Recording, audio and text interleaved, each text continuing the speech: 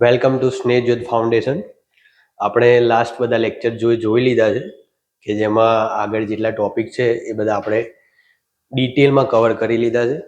હવે નેક્સ્ટ જે ટોપિક છે આપણો એમાં જોઈશું એક્ટિવ વોઇસ અને પેસિવ વોઇસ. હવે એક્ટિવ વોઇસ અને પેસિવ વોઇસ, હવે પહેલાં બંને ડિફરન્સ સમજતા પહેલાં આપણે એ સમજીએ કે વોઇસ શું છે. વોઇસ એ વસ્તુ છે કે જેમાં સબ્જેક્ટ એ ઓબ્જેક્ટ ઉપર કંઈક કાર્ય કરે છે. હવે એ કાર્ય છે વર્બ, એ કઈ રીતે ડિફરન્ટ થાય છે. જેમ આપણે ટેન્સમાં જોયું કે વર્બમાં આપણે કંઈક ચેન્જીસ કરીએ કે ઇઝ લગાવતા હતા, પછી પાછળ આઈએનજી ઉમેરતા હતા, હેવ લગાવીને એનું વર્બનું થર્ડ ફોર્મ મૂકતા હતા. તો જે વર્બમાં જે ચેન્જીસ આવે છે કે વર્બમાં આપણે જે ચેન્જીસ કરીએ છીએ એનાથી આખું વોઇસ બને છે કે એનાથી આખું સેન્ટેન્સ ક્રિએટ થાય છે કે કયા કાર્ડનું વાક્ય છે. હવે એમાં પણ બે રીતે હોય, એક છે એક્ટિવ વોઇસ અને બીજું છે પેસિવ વોઇસ. એક્ટિવમાં કેવું હોય છે કે એક્ટિવમાં જ્યારે કરતા કોઈ ક્રિયા કરી રહ્યો હોય, એ કરતા ઓબ્જેક્ટ ઉપર કંઈ ક્રિયા કરી રહ્યો છે તેવું જ્યારે જણાય તો એક્ટિવ વોઇસ. અને પેસિવ વોઇસ એટલે કે પેસિવ વોઇસમાં જ્યારે કર્તાનું ઇમ્પોર્ટન્સ નહીં હોતું, કર્તા કોણ છે તે મહત્વનું નથી, કાર્ય થયું એ ઇમ્પોર્ટન્ટ છે કે કાર્ય કમ્પ્લીટ થવું એ ઇમ્પોર્ટન્ટ વસ્તુ છે.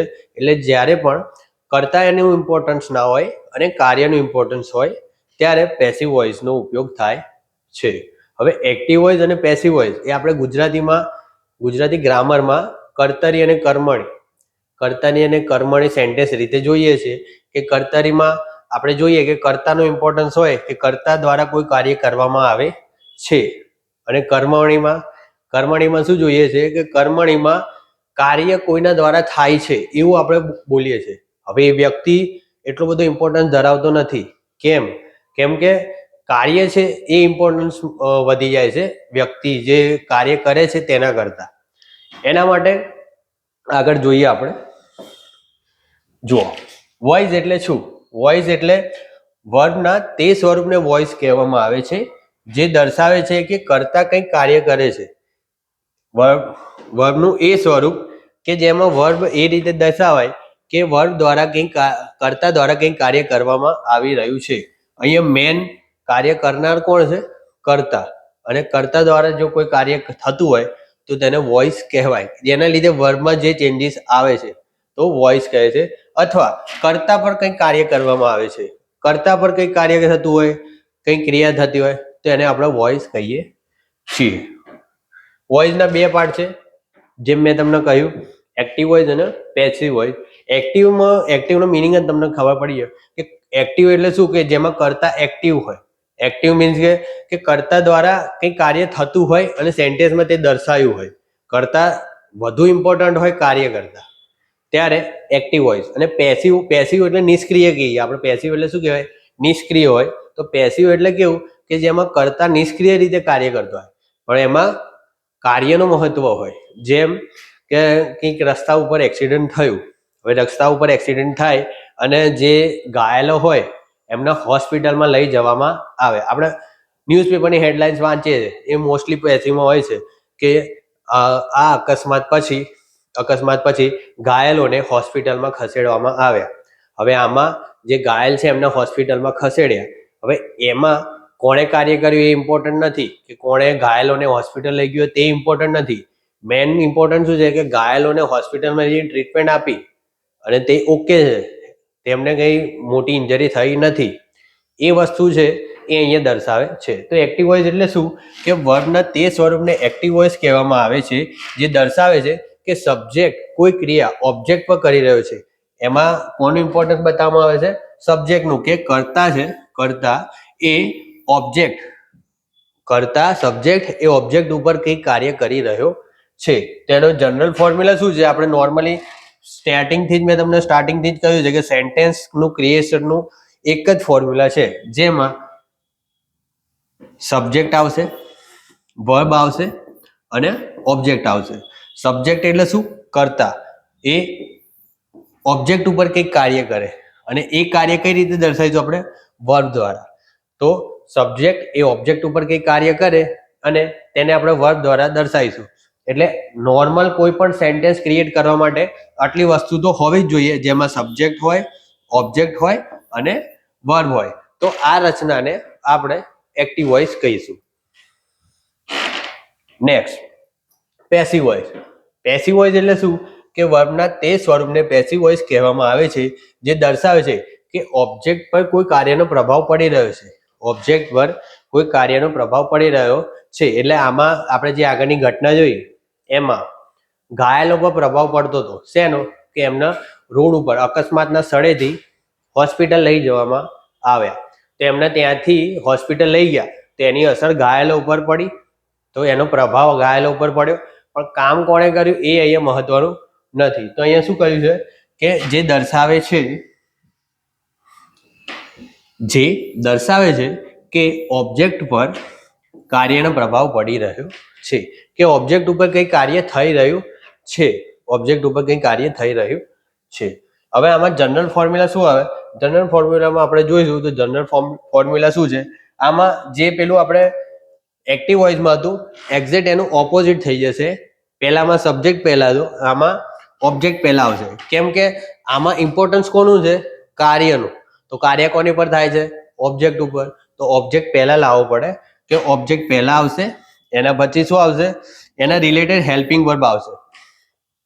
આગળમાં આપણે વર્બ જોતા હતા. હવે વર્બનું સેન્ટેન્સનું સ્ટ્રક્ચર સબ્જેક્ટ, વર્બ અને ઓબ્જેક્ટ હોય, પણ આમાં મોસ્ટ ઇમ્પોર્ટન્ટ છે કે હેલ્પિંગ વર્બ તો હશે ને હશે. ઓબ્જેક્ટ પછી હેલ્પિંગ વર્બ હશે.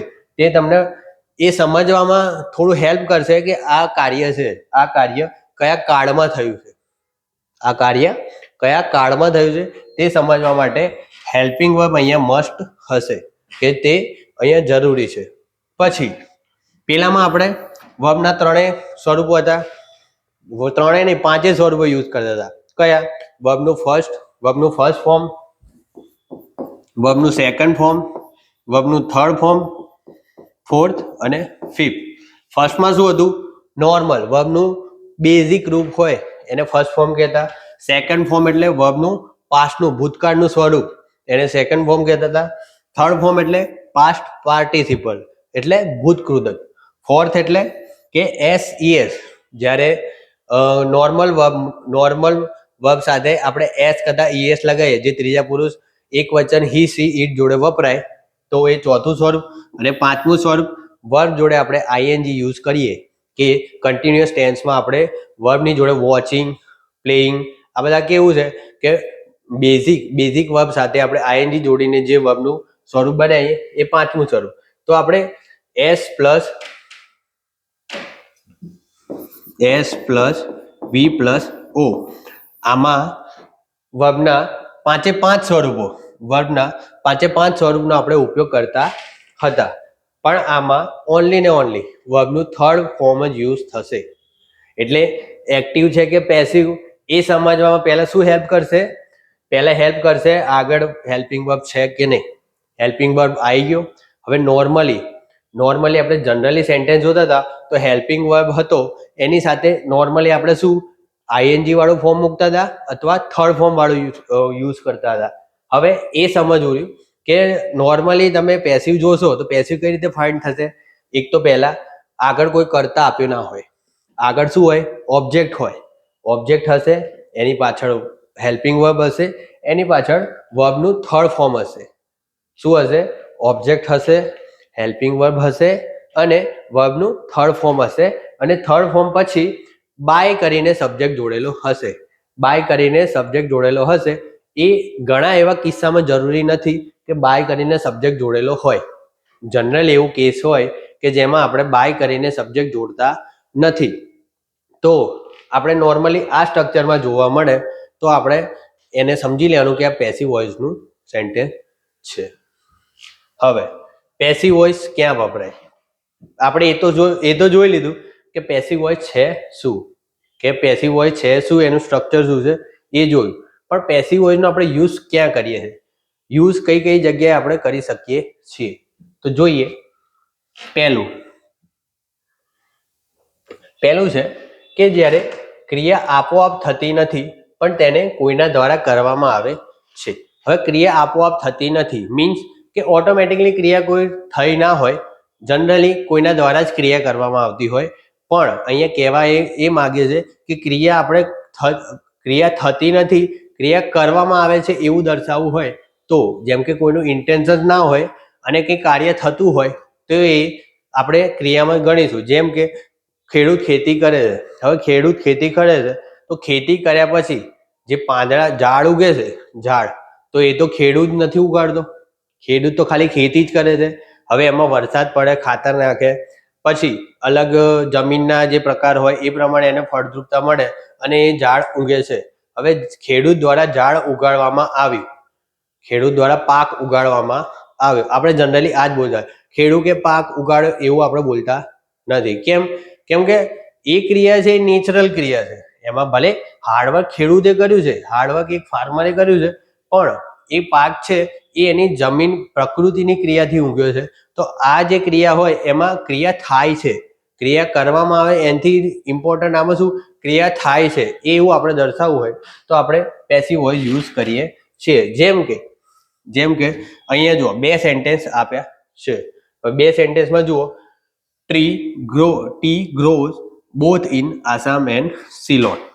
T grows both in Assam and Ceylon એટલે ચાનો છોડ આસામ અને સિલોનમાં ઉગાડવામાં આવે છે.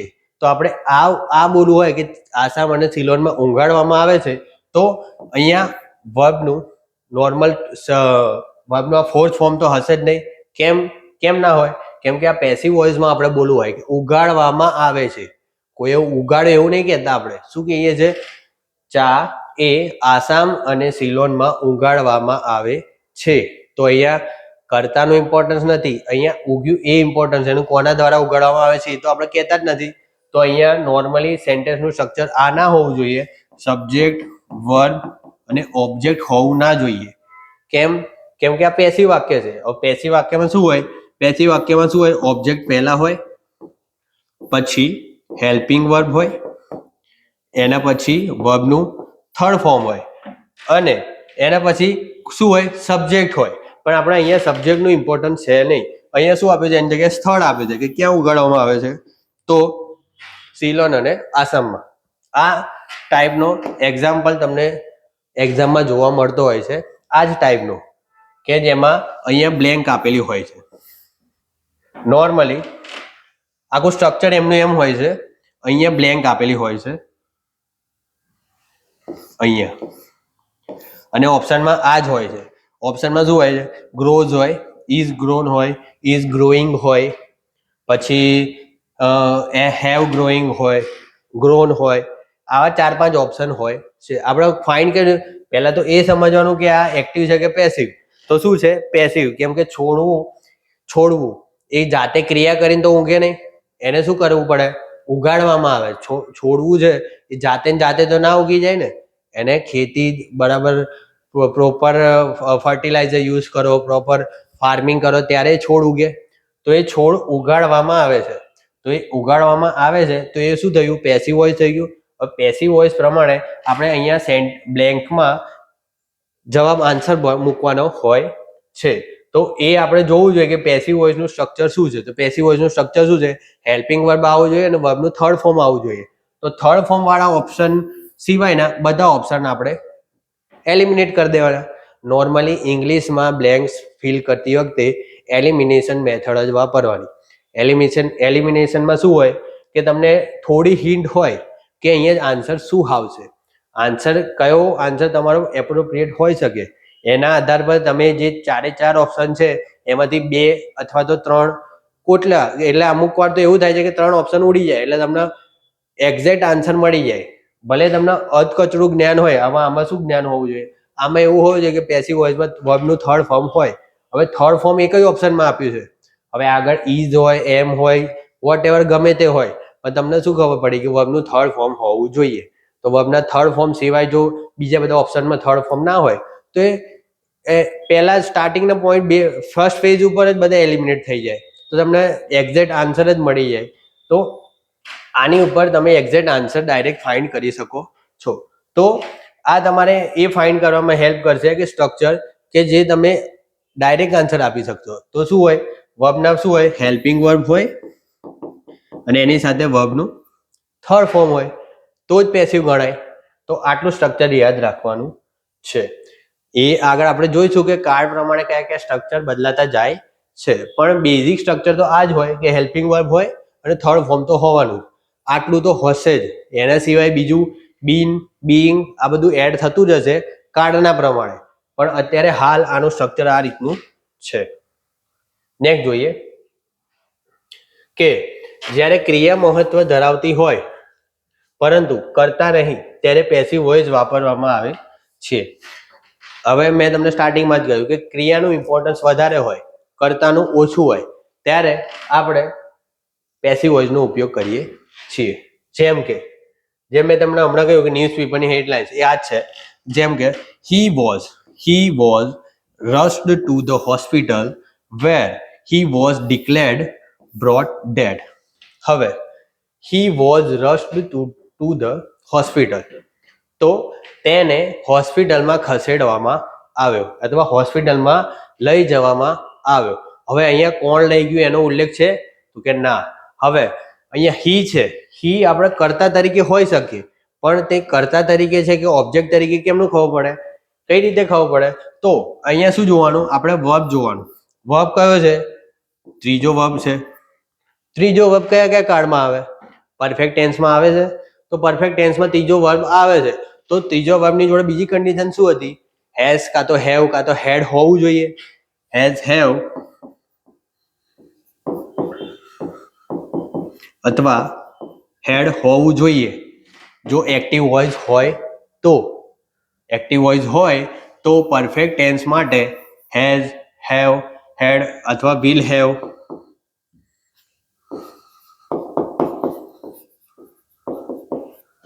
હોવું જોઈએ. વિલ હેવ નું તો જરૂર નથી, કેમ કે વિલ હેવ જોડે તો બીન ઓલરેડી હોય છે. અહીંયા બીન તો દેખાતું નથી, તો આપણે ખાલી એટલું જ છે કે થર્ડ ફોર્મ છે એની આગળ હેઝ, હેવ અથવા હેડ છે.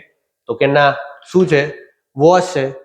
તો જ્યારે વર્બના થર્ડ ફોર્મ જોડે હેઝ, હેવ અથવા હેડ સિવાય કોઈ પણ ફોર્મ હોય તો આપણે થોડું એલર્ટ થઈ જવાનું કે આ કંઈક અલગ આવ્યું. હવે અલગ તો કંઈક સિલેબસની બહાર છે જ નહીં. અલગ શું છે? તો પેસિવ વોઇસ આવ્યું. પેસિવ વોઇસ આવ્યું તો અહીંયા પેસિવ વોઇસમાં શું કહે છે? He was rushed to the hospital, તેને હોસ્પિટલ લઈ જવામાં આવ્યો. હવે અહીંયા કર્તા કોણ છે તે કંઈ જ ઉલ્લેખ કર્યો નથી અને તે જરૂર પણ નથી. મેઇન ઇમ્પોર્ટન્ટ શું છે? તે વ્યક્તિને જ્યારે ટાઈમસર સારવાર મળી કે નહીં. હવે આગળ શું કહે છે? Where he was declared brought dead, કે તેને મૃત ઘોષિત કરવામાં આવ્યો અથવા તેનું ત્યાં જ અવસાન થઈ ગયું અને તેનું મૃત ઘોષિત કરવામાં આવ્યો. હવે મૃત ઘોષિત કોણ કરે? એવું તો છે ને કે ત્યાં તમે લઈ જાઓ સ્ટેશન ઉપર, કમ્પાઉન્ડર જ કહી દે બહાર જે સિક્યોરિટી ગાર્ડ કે ભાઈ આ તો ઓફ થઈ ગયો છે. એવું તો છે નહીં. તમે હોસ્પિટલમાં લઈ જાઓ, હોસ્પિટલની અંદર જઈને પ્રોપર ડૉક્ટર જોડે ચેકઅપ થાય અને ડૉક્ટર જ્યારે કન્ફર્મ કરી લે કે આ વ્યક્તિ અત્યારે હયાત નથી અથવા તે વ્યક્તિ અવસાન પામ્યો છે, ત્યારે જ એને ડિક્લેર કરે ને કે આ વ્યક્તિ અવસાન પામે છે. તો એ કોણ કરે? ડૉક્ટર. તો અહીંયા ડૉક્ટર છે એ ઇમ્પોર્ટન્ટ. હવે મૃત જાહેર કર્યો, હવે એ તો બેઝિક કોમન સેન્સની વસ્તુ છે કે ડૉક્ટર જ ડિક્લેર કરે. તો કયા ડૉક્ટરે કર્યો એ ઇમ્પોર્ટન્સ નથી. ઇમ્પોર્ટન્ટ શું છે? તે વ્યક્તિ હોસ્પિટલ પહોંચ્યો પણ તે ત્યાં મૃત્યુ પામી ચૂક્યો એટલે તેને મૃત જાહેર કરવામાં આવ્યો. અહીંયા એ જ બતાવે છે કે જ્યારે વ્યક્તિનું મહત્વ નથી, ક્રિયા કરનાર વ્યક્તિનું મહત્વ નથી, પણ કાર્ય શું થયું છે એ મહત્વ છે. કે એને એક્સિડન્ટ થયું તો એક્સિડન્ટ પછી એને હોસ્પિટલ લઈ જવામાં આવ્યો, તો કે હા લઈ જવામાં આવ્યો, કાર્ય ઇમ્પોર્ટન્ટ થયું. પછી ચેકઅપ થયું, તો કે હા ચેકઅપ થયું. ચેકઅપ કર્યા પછી શું કર્યું? તો કે મૃત જાહેર કરવામાં આવ્યો. અહીંયા કંઈ જ ઇમ્પોર્ટન્ટ કર્તાનું છે નહીં, એટલે આ વાક્ય પેસિવમાં લખવામાં આવ્યું છે. નેક્સ્ટ જોઈએ થર્ડ. જ્યારે કર્તા જાણીતો નથી અથવા કર્તાની ઓળખ મહત્વની નથી. શું કહે છે અહીંયા? કે કર્તા ઇમ્પોર્ટન્ટ નથી, કર્તા કોણ છે તે ઇમ્પોર્ટન્ટ નથી અથવા જાણીતો નથી અથવા ઓળખ મહત્વની નથી. જેમ કે people were relocated from the flood affected village. હવે અહીંયા પીપલ છે. હવે પીપલે કંઈક કાર્ય કર્યું અને પીપલ ઉપર કંઈક કાર્ય કરવામાં આવ્યું, એ કેમની ખબર પડશે? એક્ટિવ છે કે પેસિવ એ કેમનું આપણે ખબર પડશે?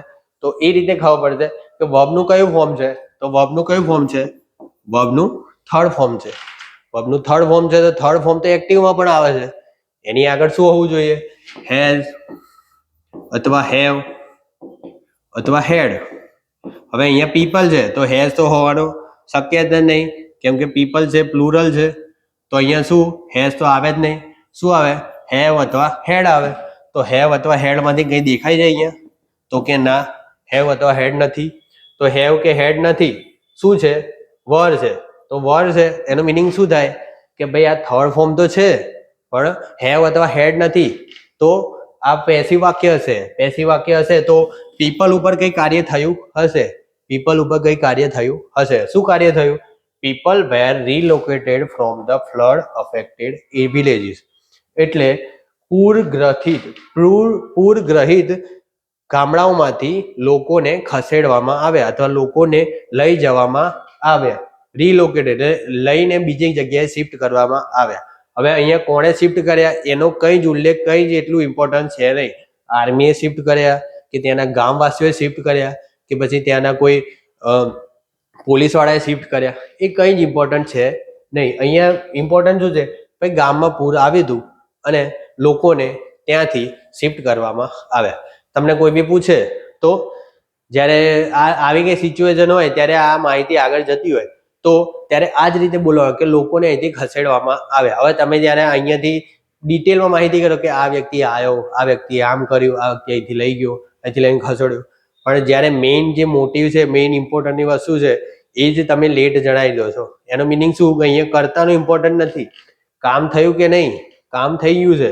અથવા ઓળખાણ જરૂરી નથી કે કોણ છે, આર્મી વાળો છે કે પછી ત્યાંનો કોઈ વિલેજર્સ છે કે પછી કોઈ પોલીસ વાળો છે, એ જરૂરી નથી. લોકોને ત્યાંથી શું કર્યું?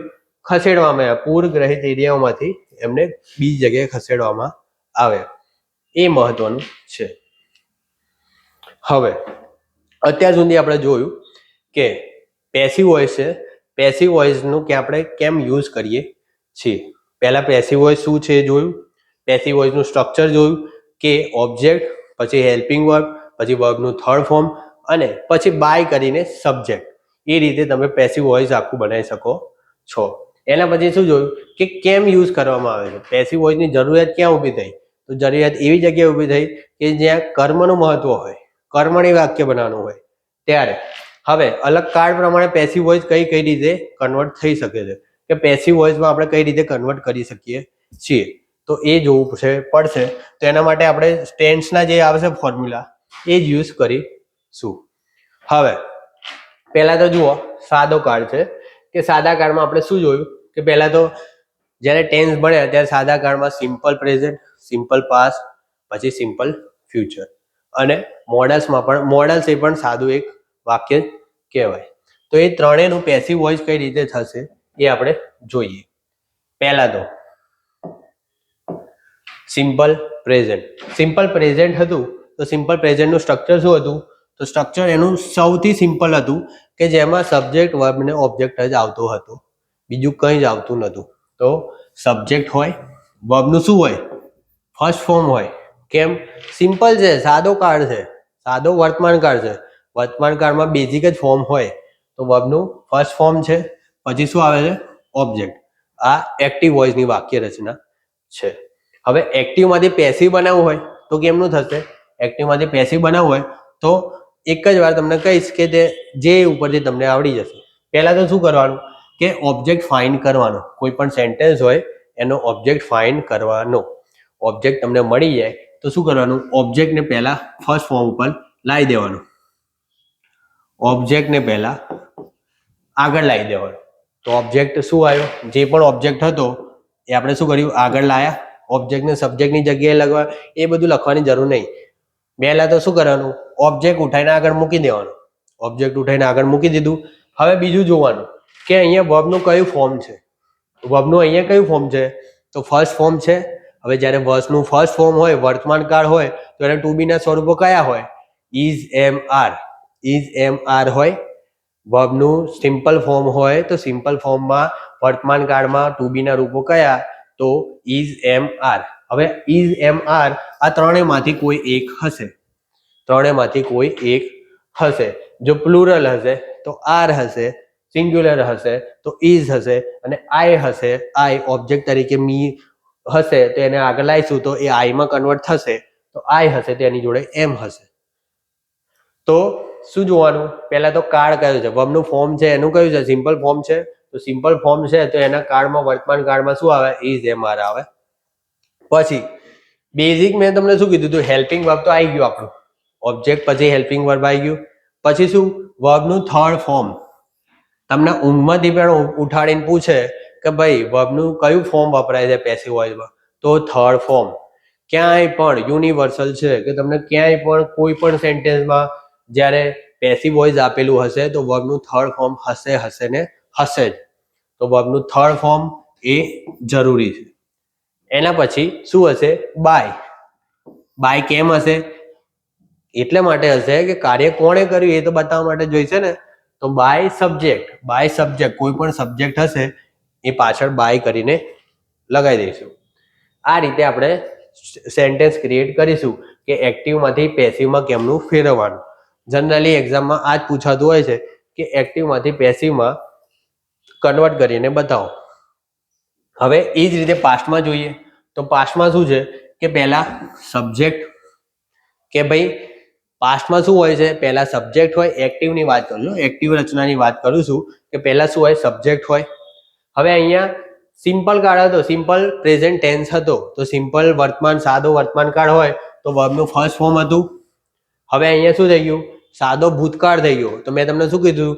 સાદા ભૂતકાળમાં કંઈ જ વિચારવાનું નહીં, ઓનલી ને ઓનલી વર્બનું સેકન્ડ ફોર્મ હોય, ભૂતકાળનું સ્વરૂપ હોય, અને પાછળ ઓબ્જેક્ટ તો હશે જ. તો શું હોય? સબ્જેક્ટ હોય, વર્બનું પાસ્ટનું ભૂતકાળનું સ્વરૂપ હોય, અને ઓબ્જેક્ટ હોય. એ જ રીતે આનું પેસિવ કરવું હોય તો પેસિવ કઈ રીતે કરશું? પેસિવ કરવા માટે અહીંયા શું કરશું?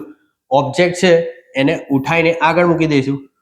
ઓબ્જેક્ટને ઉઠાઈને આગળ મૂકી દઈશું. હવે હું જ્યારે પણ એમ કહું છું કે ઓબ્જેક્ટને ઉઠાઈને આગળ મૂકી દઈશું, એનો મિનિંગ શું થઈ જાય કે આ જે અહીંયા જે હશે ઓબ્જેક્ટ તરીકે, જેમ કે આપણે આગળ જે મેં લેક્ચર ભણ્યા, આગળના લેક્ચર હતા એમાં પ્રોનાઉનના લેક્ચર હતા. તો પ્રોનાઉનમાં સબ્જેક્ટિવ પ્રોનાઉન અને ઓબ્જેક્ટિવ પ્રોનાઉન.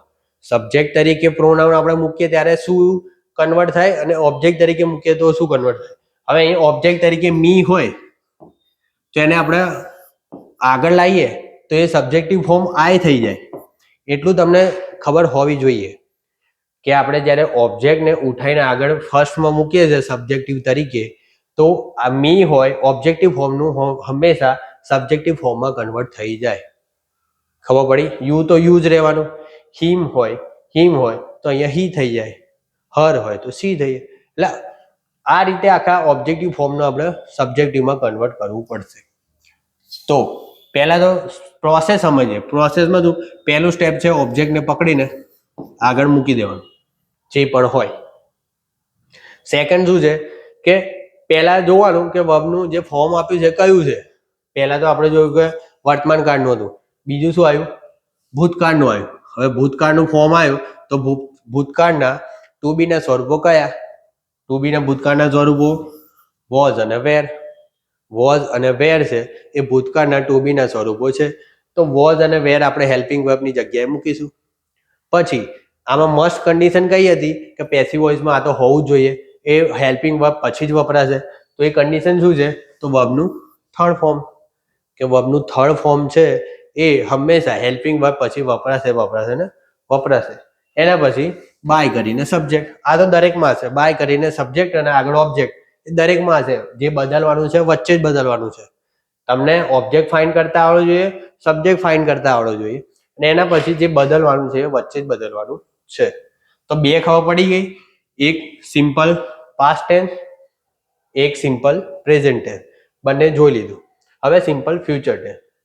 સિમ્પલ ફ્યુચરમાં પણ કેવું છે કે આપણે શું સ્ટ્રક્ચર હતું? પહેલા સબ્જેક્ટ હતું. એક્ટિવ વોઇસમાં શું સ્ટ્રક્ચર હતું કે એક્ટિવ વોઇસ છે તો એક્ટિવ વોઇસમાં પહેલા સબ્જેક્ટ, પછી શેલ અથવા વિલ. શેલ અથવા વિલ. એના પછી શું હતું? વર્બનું ફર્સ્ટ ફોર્મ અને ઓબ્જેક્ટ. શેલ અથવા વિલ સબ્જેક્ટ, પછી શેલ અથવા વિલ વર્બનું ફર્સ્ટ ફોર્મ અને ઓબ્જેક્ટ. હવે આનું જ્યારે આપણે પેસિવ બનાવવું હોય તો શું કરીશું? પહેલું પ્રોસેસ શું કે ઓબ્જેક્ટને ઉઠાઈને આગળ મૂકી દો, તો ઓબ્જેક્ટ આગળ આવી ગયો. હવે આમાં સેલ અને વ્હીલ એ શું છે? મોડલ્સ. તો સેલ અથવા વ્હીલ મોડલ છે, તો એને મોડલ્સ તરીકે આપણે પેસિવ કરશું. તો મોડલ્સ તરીકે શું થાય? સેલ અને વ્હીલ તો એઝ ઇટ ઇઝ જ રહેશે. હેલ્પિંગ વર્બ તરીકે સેલ અને વ્હીલ શું થશે? એઝ ઇટ ઇઝ જ રહેશે. અને સેલ અને વ્હીલ, હવે મેં તમને શું કહ્યું હતું કે મોડલ્સની એક કન્ડિશન છે કે મોડલ્સ જોડે હંમેશા વર્બનું ફર્સ્ટ ફોર્મ જ વપરાશે. જ્યારે પેસિવમાં તો આપણે શું કરીએ છીએ? વર્બનું થર્ડ ફોર્મ મૂકીએ છીએ. તો આ તો બે રૂલ કોન્ફ્લિક્ટ થયા. કોન્ફ્લિક્ટ કેમ થયા? કે એક મોડલ્સ શું કહે છે કે મોડલ્સ કહે છે કે ભાઈ મારી જોડે હંમેશા ફર્સ્ટ ફોર્મ જ મૂકવું. હું ભાઈ ફર્સ્ટ ફોર્મ સિવાય કોઈને જોડે લઈ જઈશ નહીં. મારી જોડે બેસશે તો ફર્સ્ટ ફોર્મ જ બેસશે. હવે એ મોડલ્સની કન્ડિશન છે.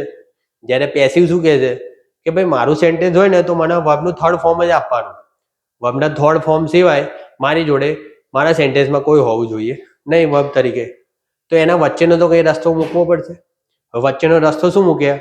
મેં તમને શું કહ્યું હતું કે જ્યારે વર્બના ફોર્મ હોય છે, જે પણ વર્બના ફોર્મ હોય છે એની પાછળ બી તરીકે એક વર્બનું ફોર્મ છુપાયેલું હોય છે. તો એ બી ને વચ્ચે મૂકી દેવાનું કે ભાઈ જો બી ને વચ્ચે મૂકી દીધું. હેલ્પિંગ વર્બ અને મેઇન વર્બની વચ્ચે આપણે શું કરતા હતા? એ ફોર્મ મૂકી દેતા હતા. આપણે જ્યારે એમાં પણ જ્યારે સેન્ટેન્સ સ્ટ્રક્ચર ભણતા હતા ત્યારે ક્વેશ્ચન વાક્ય બનાવવા હતા, નેગેટિવ વાક્ય બનાવવામાં આપણે આ જ કરતા હતા કે હેલ્પિંગ વર્બ આગળ લાવતા હતા. એવા અમુક બીના ફોર્મ પણ વચ્ચે મૂકતા હતા. તો મોડલ્સની કન્ડિશન ફૂલફિલ કરવા માટે આપણે મોડલ્સ પછી હંમેશા બી મૂકવું પડે વર્બનો ફર્સ્ટ ફોર્મ તરીકે. કેમ કે બી છે વર્બનું ફર્સ્ટ ફોર્મ કહેવાય, તો ફર્સ્ટ ફોર્મ તરીકે બી અહીંયા મૂકવું પડે. તો મોડલ્સની જે કન્ડિશન છે એ તો ફૂલફિલ થઈ ગઈ. અને હવે કોની વારી આવી? હવે પેસિવની વારી આવી. પેસિવ શું કહે છે કે મારી જોડે વર્બનું થર્ડ ફોર્મ હોવું જોઈએ. તો આપણે બી જોડે થર્ડ ફોર્મ મૂકી દીધું. તો બંનેની જે કન્ડિશન હતી એ ફૂલફિલ થઈ ગઈ કે ભાઈ મોડલ શું કહે છે? મારી જોડે વર્બનું ફર્સ્ટ ફોર્મ હોવું જોઈએ. તો આપણે બી મૂકીને વર્બનું ફર્સ્ટ ફોર્મ મૂકી દીધું મોડલ જોડે. અને પેસિવ શું કહે કે ભાઈ મારા સેન્ટેન્સમાં તો વર્બનું થર્ડ ફોર્મ હોવું જ જોઈએ. તો અહીંયા વર્બનું થર્ડ ફોર્મ પણ મૂકી દીધું. તો આ રીતે એક સેન્ટેન્સમાં બંને કન્ડિશન આપણે કમ્પ્લીટ કરી દીધી. તો શું સ્ટ્રક્ચર બન્યું? પહેલા તો ઓબ્જેક્ટને ઉઠાઈને આગળ લાયા, પછી હેલ્પિંગ વર્બ તરીકે સેલ અને વ્હીલ મૂક્યું. હવે સેલ વ્હીલની કન્ડિશન શું હતી? મારી જોડે ફર્સ્ટ ફોર્મ આવવું જોઈએ, તો ફર્સ્ટ ફોર્મ તરીકે બી વચ્ચે મૂકી દીધું. અને બી પછી પેસિવની કન્ડિશન શું હતી? વર્બનું થર્ડ ફોર્મ અને પાછળ બાય પ્લસ સબ્જેક્ટ, તો તમને જોડવું જ પડે. તો આ હતું સિમ્પલ ફ્યુચરનું સ્ટ્રક્ચર. એ જ રીતે મોડલ્સ. હવે આ જ મેં તમને સેન્ટેન્સ જે સ્ટ્રક્ચર ક્રિએશન બતાવ્યું એ જ મોડલ્સમાં વપરાશે. કેમ કે સેલ અને વ્હીલ ઓલરેડી મોડલ્સ જ છે. તો જ્યારે સેલ અને વ્હીલનું આપણે પેસિવ કરવામાં જે કન્ડિશન વાપરી, જે પણ ટેકનિક વાપરી, એ જ મોડલ્સનું કન્વર્ટ કરવા મૂકીશું. તો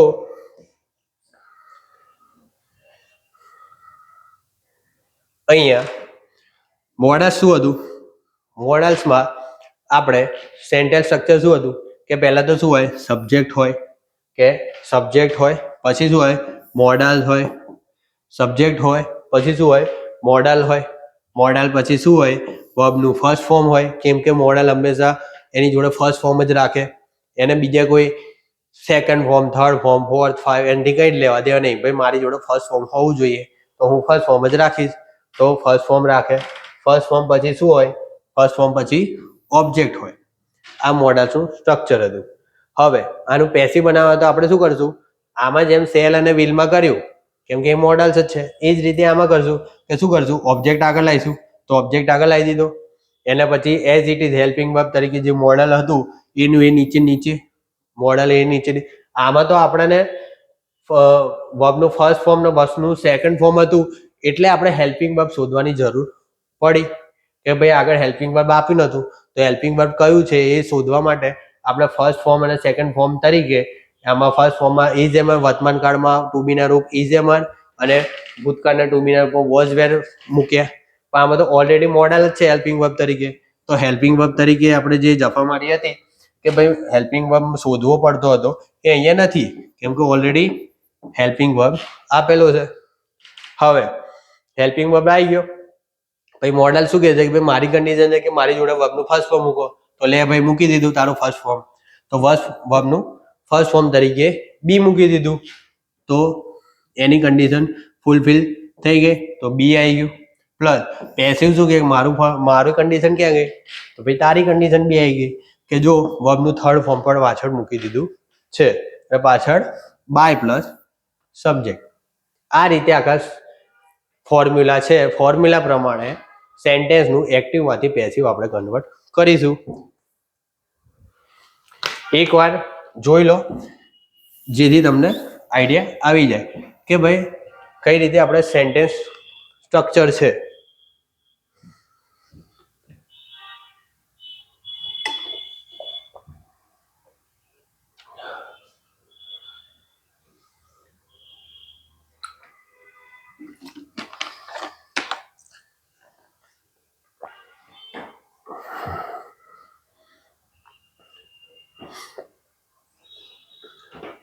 તો ચલો હવે આપણે સ્ટ્રક્ચર તો જોઈ લીધું કે ભાઈ ફોર્મ્યુલા કઈ રીતે કન્વર્ટ થાય છે, ફોર્મ્યુલામાં કઈ રીતે કન્વર્ટ થાય છે.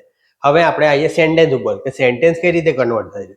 તો સેન્ટેન્સમાં જોઈશું, તમને એક્ઝામ્પલમાં આ જ રીતે આવશે કે ચેન્જ ધ વોઇસ. એમ નહીં કે એક્ટિવ વોઇસનું પેસિવમાં કરો, એવું નહીં કે ચેન્જ ધ વોઇસ. તો ચેન્જ ધ વોઇસનો મિનિંગ શું હોય, એક્ટિવ હોય તો પેસિવ કરું, પેસિવ હોય તો એક્ટિવ કરું, જે પણ તમને આપેલું હોય એનું બીજામાં કન્વર્ટ કરવું.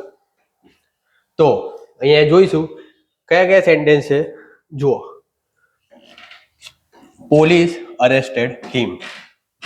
પહેલા તો આ સ્ટ્રક્ચર શું છે એ આપણે જોઈશું કે આ એક્ટિવ વોઇસ છે કે પેસિવ વોઇસ, તો જ તમને ખબર છે ને, કેમ કે આગળ કન્ડિશન તો શું આપે છે, આગળ તમને આપ્યું છે કે ચેન્જ ધ વોઇસ. હવે ચેન્જ ધ વોઇસ છે તો પેસિવ હોય તો એક્ટિવ કરો ને એક્ટિવ હોય તો પેસિવ કરો. તો અહીંયા એ તો જોવું પડે ને કે આ શેમાં છે. તો અહીંયા શું છે, અહીંયા છે પોલીસ અરેસ્ટેડ હિમ.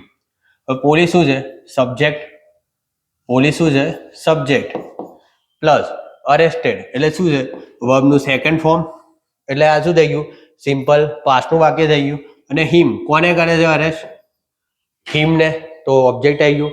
તો સબ્જેક્ટ પ્લસ વર્બનું સેકન્ડ ફોર્મ પ્લસ ઓબ્જેક્ટ. તો આનું આપણે કઈ રીતે કરતા હતા, ઓબ્જેક્ટને આગળ લાવતા હતા, પ્લસ સેકન્ડ ફોર્મ છે તો પાસ્ટના ભૂતકાળના ટુ બીના રૂપો કયા હતા, વોઝ અથવા વેર. ખબર પડી. પછી ત્રીજું શું હતું, હેલ્પિંગ ઓબ્જેક્ટ આવી ગયો, હેલ્પિંગ વર્બ આવી ગયો. હવે વર્બનું કયું આવશે, થર્ડ ફોર્મ, વર્બનું થર્ડ ફોર્મ પ્લસ બાય કરીને સબ્જેક્ટ. આ રીતે કન્વર્ટ થાય. હવે સેન્ટેન્સને પણ આપણે આ રીતે જ કન્વર્ટ કરીએ.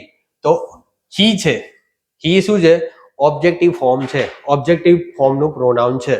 તો એને આપણે આગળ લાવીશું તો શું થશે, સબ્જેક્ટિવ ફોર્મમાં થશે. તો હિમનું શું થશે, હિમનું શું થશે, હી. એને પછી અરેસ્ટેડ છે. હવે અરેસ્ટેડ છે તો વર્બનું સેકન્ડ ફોર્મ છે, તો આપણે વોઝ અથવા વેર બેમાંથી એક હેલ્પિંગ વર્બ મુકાય. હવે એવું તો નહીં, એવું જરૂરી તમારે શું કરવાનું કે વોઝ અથવા વર્બ છે તો એવું તો નથી કે જે ઈચ્છા થાય મૂકી દો, એવું ના હોય. કેમ કે જે સબ્જેક્ટ છે એના રૂપ આપણે ટુ બી નું રૂપ મૂકવું પડે. તો હી છે તો હી જોડે શું વાપરીશું, વોઝ, હી વોઝ વાપર્યું. હવે વર્બનું થર્ડ ફોર્મ, હવે અરેસ્ટેડ છે તો એનું થર્ડ ફોર્મ પણ અરેસ્ટેડ જ આવશે. તો શું આવશે, હી વોઝ અરેસ્ટેડ.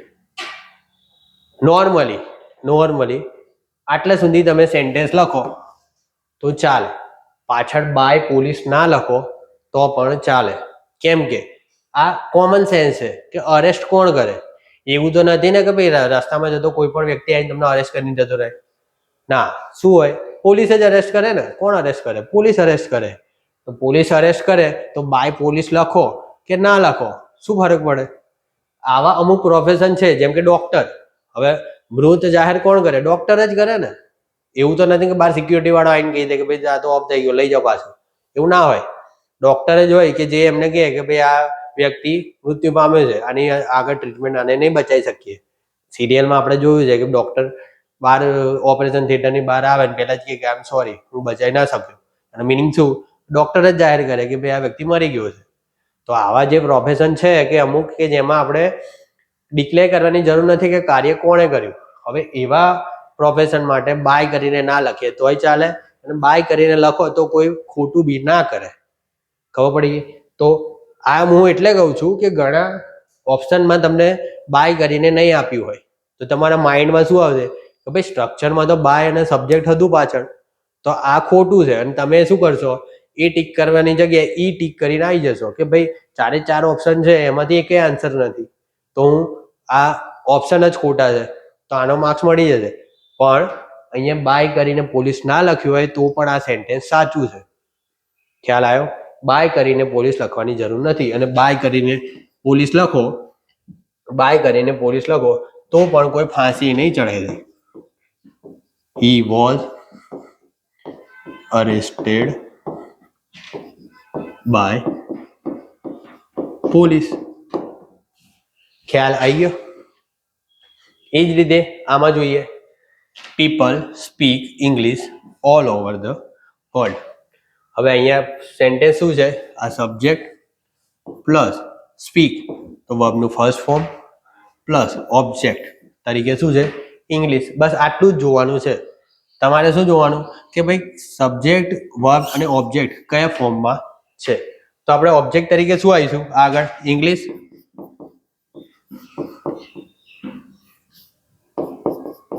ઇંગ્લિશ. હવે શું છે, સ્પીક છે, વર્બનું ફર્સ્ટ ફોર્મ, તો આપણે ઇઝ એમ આર માંથી કંઈ પણ વાપરીશું. તો અહીંયા ઇંગ્લિશ છે તો ઇંગ્લિશ શું આવે, થર્ડ પર્સન ફર્સ્ટ ફોર્મમાં આવે એક્ટિવમાં, તો ઇંગ્લિશ ઇઝ. સ્પીક છે, સ્પીકનું થર્ડ ફોર્મ શું આવે, સ્પોકન. સ્પોકન. હવે અહીંયા બાય પીપલ ના લખો તો પણ ચાલે. ઇંગ્લિશ છે, ઇંગ્લિશ એ કોણ બોલે, માણસો તો બોલે. કોઈ એવું છે કે કૂતરું ઇંગ્લિશ બોલતું જોયું? કૂતરું, હરણ, પોપટ, વાંદરો, ગાય આ બધા ઇંગ્લિશ બોલે? ના બોલે. કોણ બોલે? માણસો જ બોલે. તો અહીંયા જસ્ટ કોમન સેન્સ છે કે બાય પીપલ લખવાની જરૂર નથી. તો English is spoken all over the world.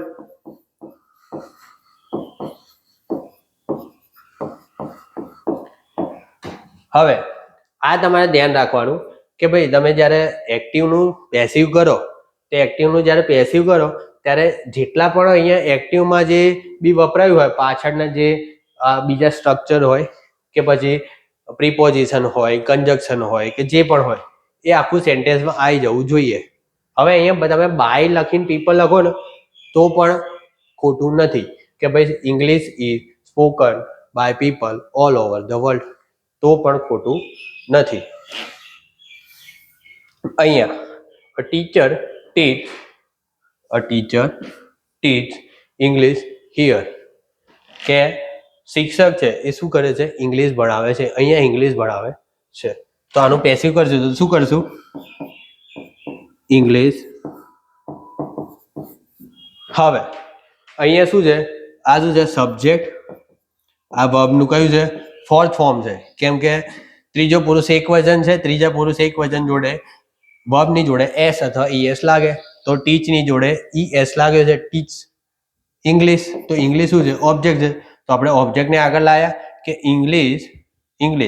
પછી હવે આમાં પેલા ફોર્મ તરીકે શું આવશે, ઇઝ એમ આર, એમાંથી શું આવશે, તો ઇઝ આવશે. હવે ટીચ છે વર્બનું ફર્સ્ટ ફોર્મ છે, એનું થર્ડ ફોર્મ શું આવશે, ટોટ.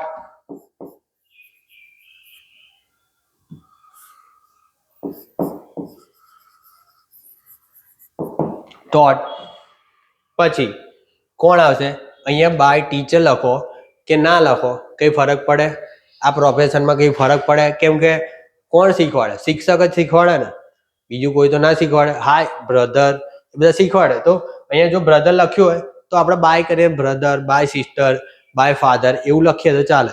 પણ જ્યારે ટીચર જ હોય તો એ બાય ડિફોલ્ટ જ ખબર પડી કે ટીચર જ શીખવાડે. પણ તો બી લખવું હોય તો લખાય કે બાય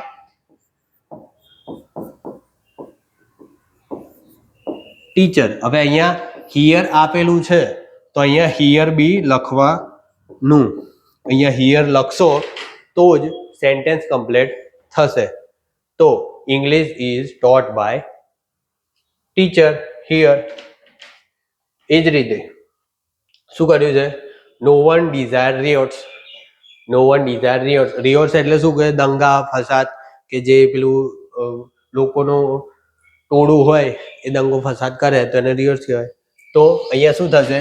અહીંયા નો વન ડિઝાયર રિયોટ્સ. હવે અહીંયા ના સબ્જેક્ટ છે ના વર્બ, તો આ ડિઝાયર છે અને આ શું છે? ઓબ્જેક્ટ તરીકે છે. તો આ સબ્જેક્ટ, સોરી, આ વર્બ, આ ઓબ્જેક્ટ, અને અહીંયા સબ્જેક્ટ તરીકે નો વન છે. એટલે નો વન મીન્સ શું? નેગેટિવ આવી ગયું છે. નો વન એટલે કોઈ પણ દંગા ફસાદ કે કોઈ પણ પેલો શું કહેવાય દંગા ફસાદ ઈચ્છતું નથી. તો એના માટે આપણે શું કરીશું? આ જે રિયોટ છે એને ઓબ્જેક્ટ છે તો એને શું કરીશું? આગળ લઈ જઈશું. તો રિયોટ. હવે આ શું છે? વર્બનું ફર્સ્ટ ફોર્મ છે. તો વર્બનું ફર્સ્ટ ફોર્મ હોય તો ટુ બી નું કયું રૂપ આવશે? ઇઝ એમ આર માંથી કંઈક આવશે. તો ઇઝ એમ આર માંથી રિયોટ જોડે શું આવે? આર. હવે ડિઝાયર છે એ શું છે? ફર્સ્ટ ફોર્મ છે તો એનું થર્ડ ફોર્મ શું આવશે? ડિઝાયર્ડ. ડિઝાયર્ડ એ ફર્સ્ટ ફોર્મ છે તો એનું થર્ડ ફોર્મ શું આવશે? ડિઝાયર્ડ. પછી સોરી, અહીંયા નો વન છે તો નેગેટિવ છે તો નોટ લખવું પડશે. અહીંયા નો વન નું મિનિંગ શું છે? ઈચ્છતું નથી. તો અહીંયા આપણે નોટ લખવું પડશે અને નોટ હંમેશા શું હોય? હેલ્પિંગ વર્બ પછી જ આવે. તો riots are not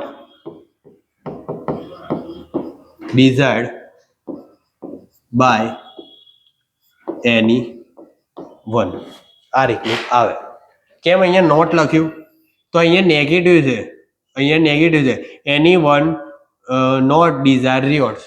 any one not desire rewards. તો અહીંયા નેગેટિવ છે તો આપણે એનું નેગેટિવ તરીકે નોટ આગળ ઇન્ક્લુડ કરવું પડે. એ જ રીતે આમાં I will not tolerate this nonsense. તો અહીંયા શું છે? સેન્ક્શન સબ્જેક્ટ છે.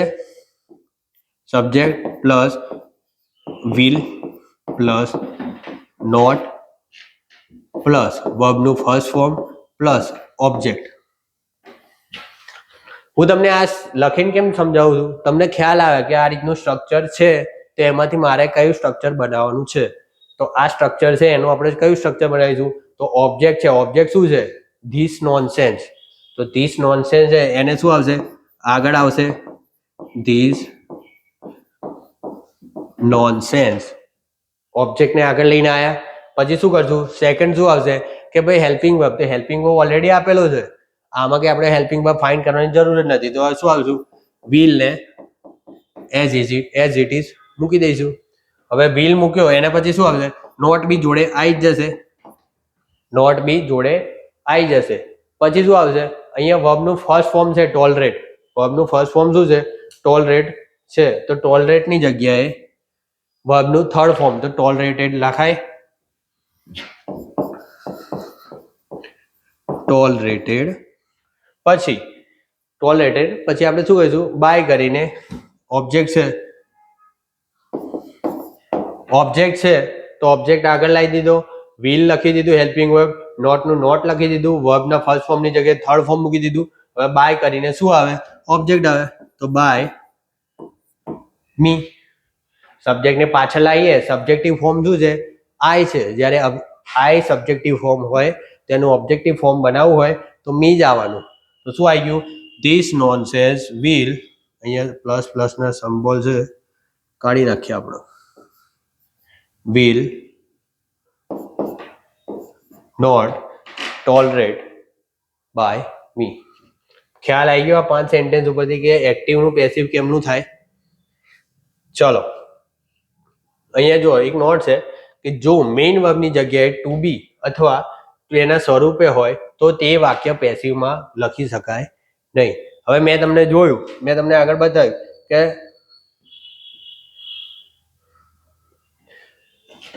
નોર્મલ સેન્ટેન્સનું સ્ટ્રક્ચર શું હોય? Subject verb plus object. હવે ઘણી વાર આપણે અહીંયા વર્બ છે તો વર્બમાં મેઇન વર્બ પણ યુઝ કરતા હોઈએ છીએ. તો જ્યારે મેઇન વર્બ તરીકે ટુ બી ના સ્વરૂપ હોય, ટુ બી ના સ્વરૂપ એટલે કયા? હવે અહીંયા એકલા ટુ બી ના સ્વરૂપ લખ્યા છે, એવું નહીં કે લખ્યું કે વર્તમાન કાળના ટુ બી ના, ભૂતકાળના કે ભવિષ્યના, એવું નહીં લખ્યું. ટુ બી ના સ્વરૂપ હોય તો ટુ બી ના સ્વરૂપ શું છે? ઇઝ, એમ, આર, વોઝ, વેર, આ બધા શું થઈ ગયા? ટુ બી ના સ્વરૂપો થઈ ગયા. તો જ્યારે આમાંથી કોઈ પણ મેઇન વર્બ તરીકે વપરાયું હોય તો તે સેન્ટેન્સનું પેસિવ થઈ શકે નહીં. ખ્યાલ આવ્યો? કેમ ના થઈ શકે? કે ભાઈ જો ઇઝ અહીંયા વર્બ તરીકે છે, તેનું આપણે થર્ડ ફોર્મ શું લખીશું? ઇઝ અહીંયા મેઇન વર્બ તરીકે છે તો આપણે પેસિવમાં તો થર્ડ ફોર્મ જોઈએ છે, તેનું થર્ડ ફોર્મ આપણે લખીશું શું? પ્રશ્ન ત્યાં જ ઊભો થઈ જાય. અને ચલો ઇઝ થર્ડ ફોર્મ તરીકે લખી પણ આપણે કંઈક બનાવી બી દીધું, તો એની જોડે હેલ્પિંગ વર્બ છે, તો હેલ્પિંગ વર્બ તરીકે ઇઝ એમ આર માંથી બે ઇઝ અથવા બે આમ અથવા બે આર ભેગા બી થઈ જાય. તો એ સ્ટ્રક્ચર છે વાક્યનું બરોબર મેન્ટેન રહેતું નથી. તો જ્યારે મેઇન વર્બ તરીકે ટુ બી ના સ્વરૂપ હોય તો એવી કન્ડિશનમાં આપણે તેનું પેસિવ કરીશું નહીં. હવે મેઇન વર્બ તરીકે ક્યારે હોય? જ્યારે તે વર્બ ટુ બી નું સ્વરૂપ એ સ્થિતિ દર્શાવતું હોય. એ શું દર્શાવતું હોય? સ્થિતિ દર્શાવતું હોય કે she is happy, she is sad, she is teacher, she is pilot, she is lawyer. આવું જ્યારે કંઈ દર્શાવતું હોય, તેની સ્થિતિ દર્શાવતું હોય, પ્રોફેશન દર્શાવતું હોય, તો આમાં ઇઝ છે એ મેઇન વર્બ તરીકે વપરાયું. તો ઇઝ એ મેઇન વર્બ તરીકે વપરાય તો એવા સેન્ટેન્સનું આપણે પેસિવ બનાવીશું નહીં. ઓકે, આવી ગયું. જેમ કે આઈ એમ હેપી. હવે અહીંયા આઈ એમ હેપી આ આપેલું છે, તો અહીંયા આઈ છે એ સબ્જેક્ટ છે. હવે એમ છે, હવે એમ છે એની આજુબાજુ તમને કોઈ વર્બ દેખાય છે? તો કે ના. તો ના દેખાય તો આ એમ કઈ રીતે કાર્ય કરે? મેઇન વર્બ તરીકે. તો એમ છે મેઇન વર્બ તરીકે કાર્ય કરે છે, એમ મેઇન વર્બ તરીકે કાર્ય કરે છે. અને હેપી ઓબ્જેક્ટ ના કહેવાય, કેમ કે અહીંયા ઓબ્જેક્ટ ઉપર કઈ કાર્ય થાય, અહીંયા કઈ કાર્ય થતું નથી. આ એનું શું બતાવે છે? સ્ટેટ બતાવે છે, સ્ટેટ અથવા કન્ડિશન. તો જ્યારે સ્ટેટ અથવા કન્ડિશન બતાવતું હોય વ્યક્તિની, ત્યારે તે મેઇન વર્બનું આપણે પેસિવ કરી શકતા નથી. આ સેન્ટેન્સનું આપણે પેસિવ થાય નહીં. એવું જ બીજું sentence, he should be polite. He should be polite. તો જ્યારે આવું પણ સેન્ટેન્સ હોય કે શી શુડ બી પોલાઇટ, હવે અહીંયા શુડ છે શું છે? મોડાલ છે. તો મોડાલ જોડે ફર્સ્ટ ફોર્મ હોય તો એનું આપણે પેસિવ કરી શકતા નથી. ખ્યાલ આવી ગયો? જ્યારે ટુ બી ના સ્વરૂપનો આપણે મેઇન વર્બ તરીકે ઉપયોગ કરતા હોય તો એવી કન્ડિશનમાં એનું પેસિવ થઈ શકે નહીં. હવે નેક્સ્ટ જોઈએ આપણે કન્ટિન્યુઅસ ટેન્સમાં, કે જ્યારે સેન્ટેન્સ કન્ટિન્યુઅસ ટેન્સમાં હોય. કન્ટિન્યુઅસ ટેન્સ એટલે શું? એ કન્ટિન્યુઅસ ટેન્સનું સ્ટ્રક્ચર શું હતું? કે પહેલા સબ્જેક્ટ આવે, સબ્જેક્ટ પછી તેનું ટુ બી નું રૂપ આવે. ટુ બી નું રૂપ એટલે જો વર્તમાન કાળ હોય તો ઇઝ એમ આર આવે, ભૂતકાળ હોય તો વોઝ વેર આવે. પછી એના પછી શું આવે? વર્બના ફોર્મનું આઈએનજી સ્વરૂપ આવે, તો V1 પ્લસ આઈએનજી આવે. તો કોઈ પણ કન્ડિશન હોય તો V1 પ્લસ આઈએનજી હોવું જોઈએ. અને પછી પાછળ શું હોવું જોઈએ? ઓબ્જેક્ટ હોવું જોઈએ. આ તેનું સ્ટ્રક્ચર છે. તો આપણે આગળ જોઈએ કે સ્ટ્રક્ચર કઈ રીતે ચેન્જ થાય. જેમ કે પહેલું હતું પ્રેઝન્ટ કન્ટિન્યુઅસ ટેન્સ. પહેલું શું હતું? Present continuous tense. Present continuous ટેન્સમાં સ્ટ્રક્ચર શું છે? તો પહેલા શું આવે? સબ્જેક્ટ આવે, ટુ બી ના સ્વરૂપો તરીકે વર્તમાન કાળના ઇઝ એમ આર આવે. એના પછી V1 પ્લસ આઈએનજી આવે, એટલે V1 નું વર્બનું આઈએનજી વાળું રૂપ. પછી શું આવે? ઓબ્જેક્ટ આવે. આ છે કન્ટિન્યુઅસ ટેન્સનું સ્ટ્રક્ચર. એના પછી કન્ટિન્યુઅસ ટેન્સને આપણે જ્યારે પેસિવ વોઇસમાં ફેરવવું હોય તો પેસિવ વોઇસમાં કઈ રીતે ફેરવીશું? તો ઓબ્જેક્ટ હોય તો ઓબ્જેક્ટને આપણે શું કરીશું? આગળ લાવીશું. આ દરેકમાં સેમ જ પ્રોસેસ છે. તમે કોઈ પણ કાર્ડ બદલો, કોઈ પણ સ્ટ્રક્ચર બદલો, એક જ પ્રોસેસ થશે કે ઓબ્જેક્ટ આગળ આવશે, વચ્ચેના વર્બ એની રીતે બદલાશે અને થર્ડ ફોર્મ મૂકીને બાય સબ્જેક્ટ આવશે. તો પહેલા તો ઓબ્જેક્ટ આગળ લાવી દીધો, એના પછી શું કર્યું? તમને હેલ્પિંગ વર્બની આગળ નીડ હતી, પહેલામાં તો ખાલી V1 જ આપ્યું, મેઇન વર્બ જ આપ્યું, તો હેલ્પિંગ વર્બ તરીકે વર્તમાન હોય તો ઇઝ ધેર માલ મૂકતા, પાસ્ટ હોય ભૂતકાળ હોય તો વોઝ વેર મૂકતા.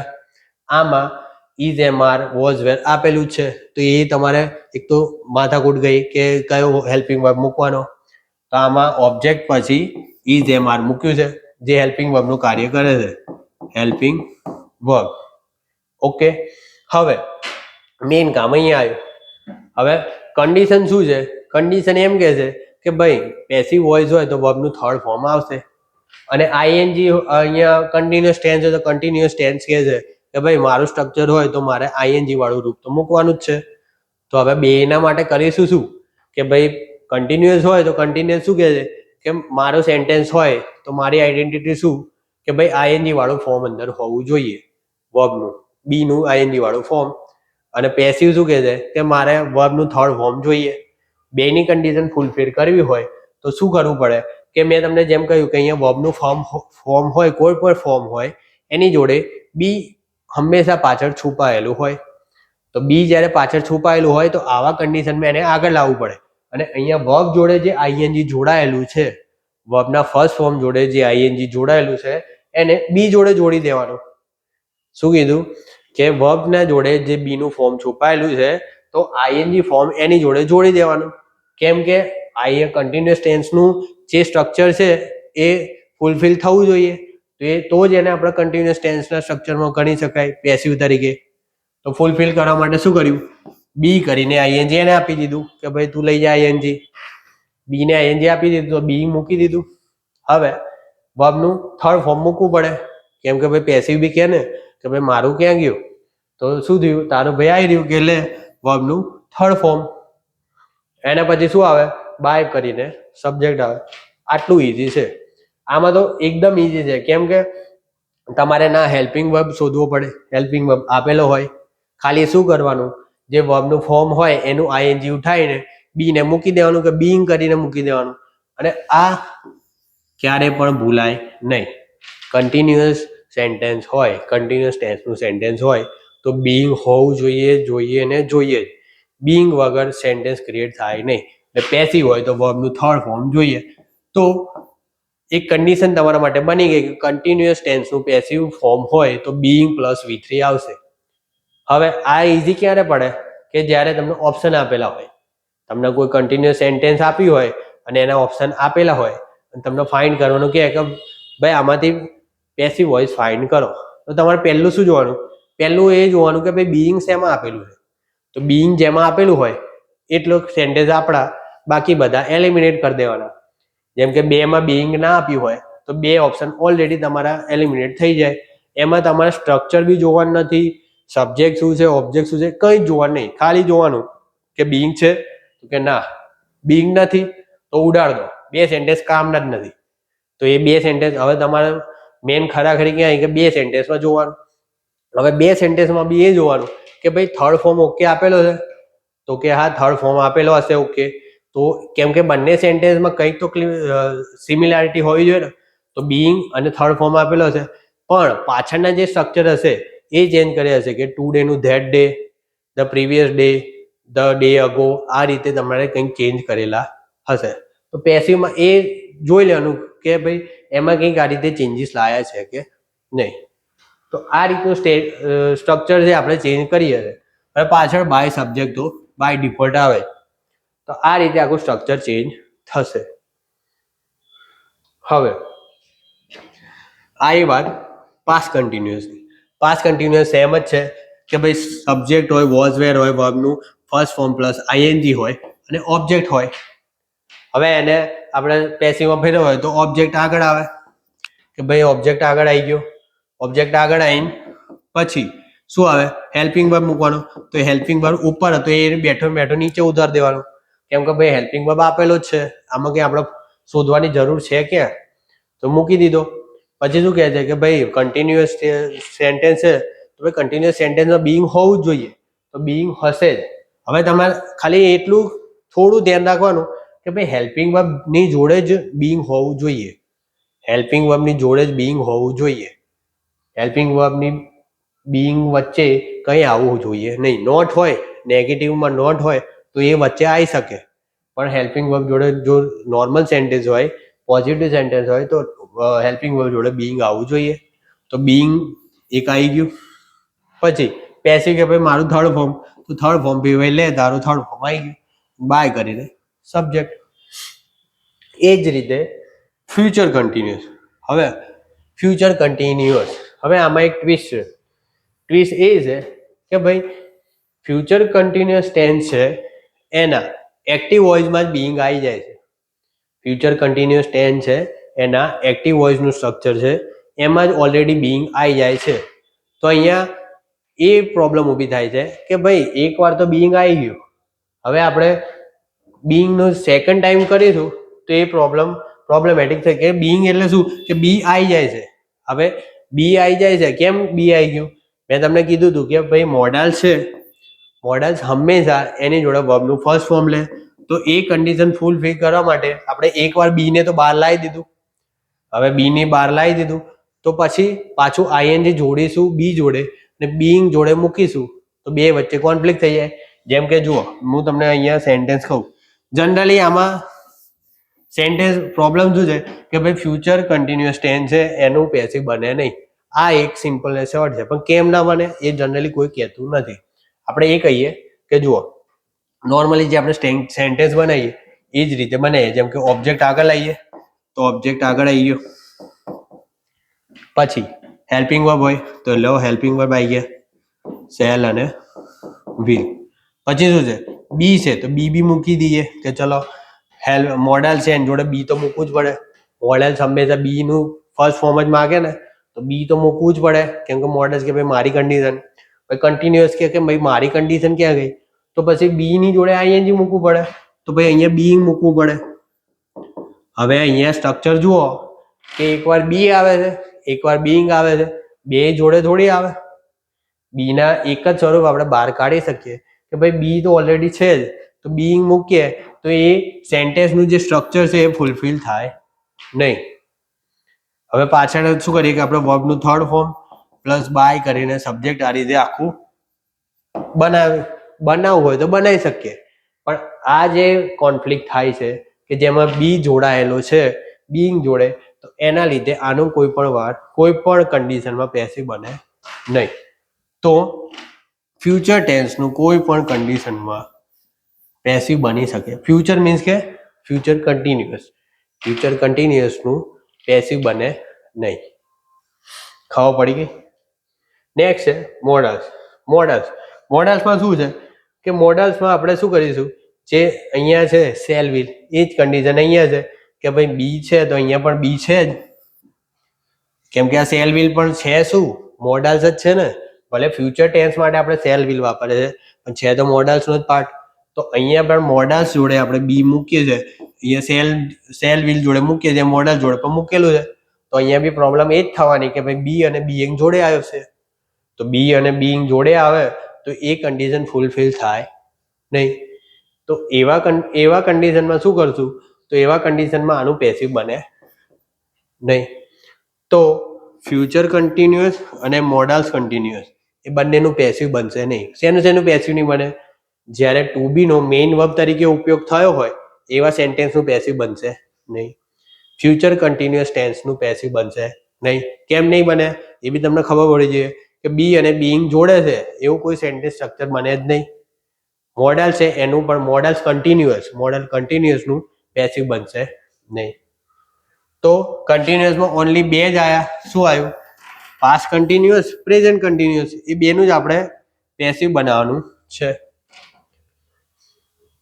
જો અહીંયા શું કીધું છે કે જો પેસિવ વોઇસ હોય અને કન્ટિન્યુઅસ ટેન્સ હોય, પેસિવ વોઇસનું કન્ટિન્યુઅસ ટેન્સનું પેસિવ વોઇસનું સ્ટ્રક્ચર લખતા હોય, એમાં બીઈંગ છે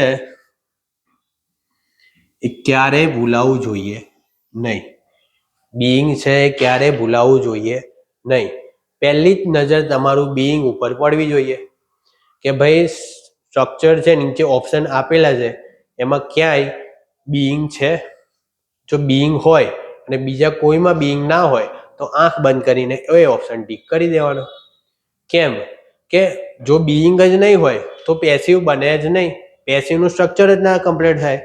તો જ્યારે પણ કન્ટિન્યુઅસનું સેન્ટેન્સ હોય અને ઓપ્શન 4 હોય અને ચારેય ઓપ્શનમાંથી એક જ ઓપ્શનમાં બીઈંગ આપ્યું હોય તો આખું સેન્ટેન્સ જોવાની જરૂર જ નથી, આંખ બંધ કરીને ટીક કરતું આવવાનું, એ એકદમ સાચો આન્સર છે. એટલે આ મેથડ ક્યાં આવે કે તમારો ટાઈમ બચાવે. તમે ઇંગ્લિશ કેવું છે કે ઇંગ્લિશમાં અમુક રૂલ્સ તમે ફોલો કરો કે અમુક તમે એક કન્ડિશન એક લેવલ સુધી પહોંચી જાય તમને ખ્યાલ આવી જાય કે ભાઈ આ સ્ટ્રક્ચરમાં આ રીતનું જ કન્વર્ટ થાય કે આ રીતે જ બને, તો આ રીતે બને. જો એ ના હોય તો એ તમારે એલિમિનેટ ડાયરેક્ટ થઈ જાય ને એક જ ઓપ્શન સિલેક્ટ થઈ જાય, તો આ ટાઈમ તમે મેથ્સ અથવા રીઝનિંગ કે બીજા કોઈ સબ્જેક્ટમાં આપી શકો.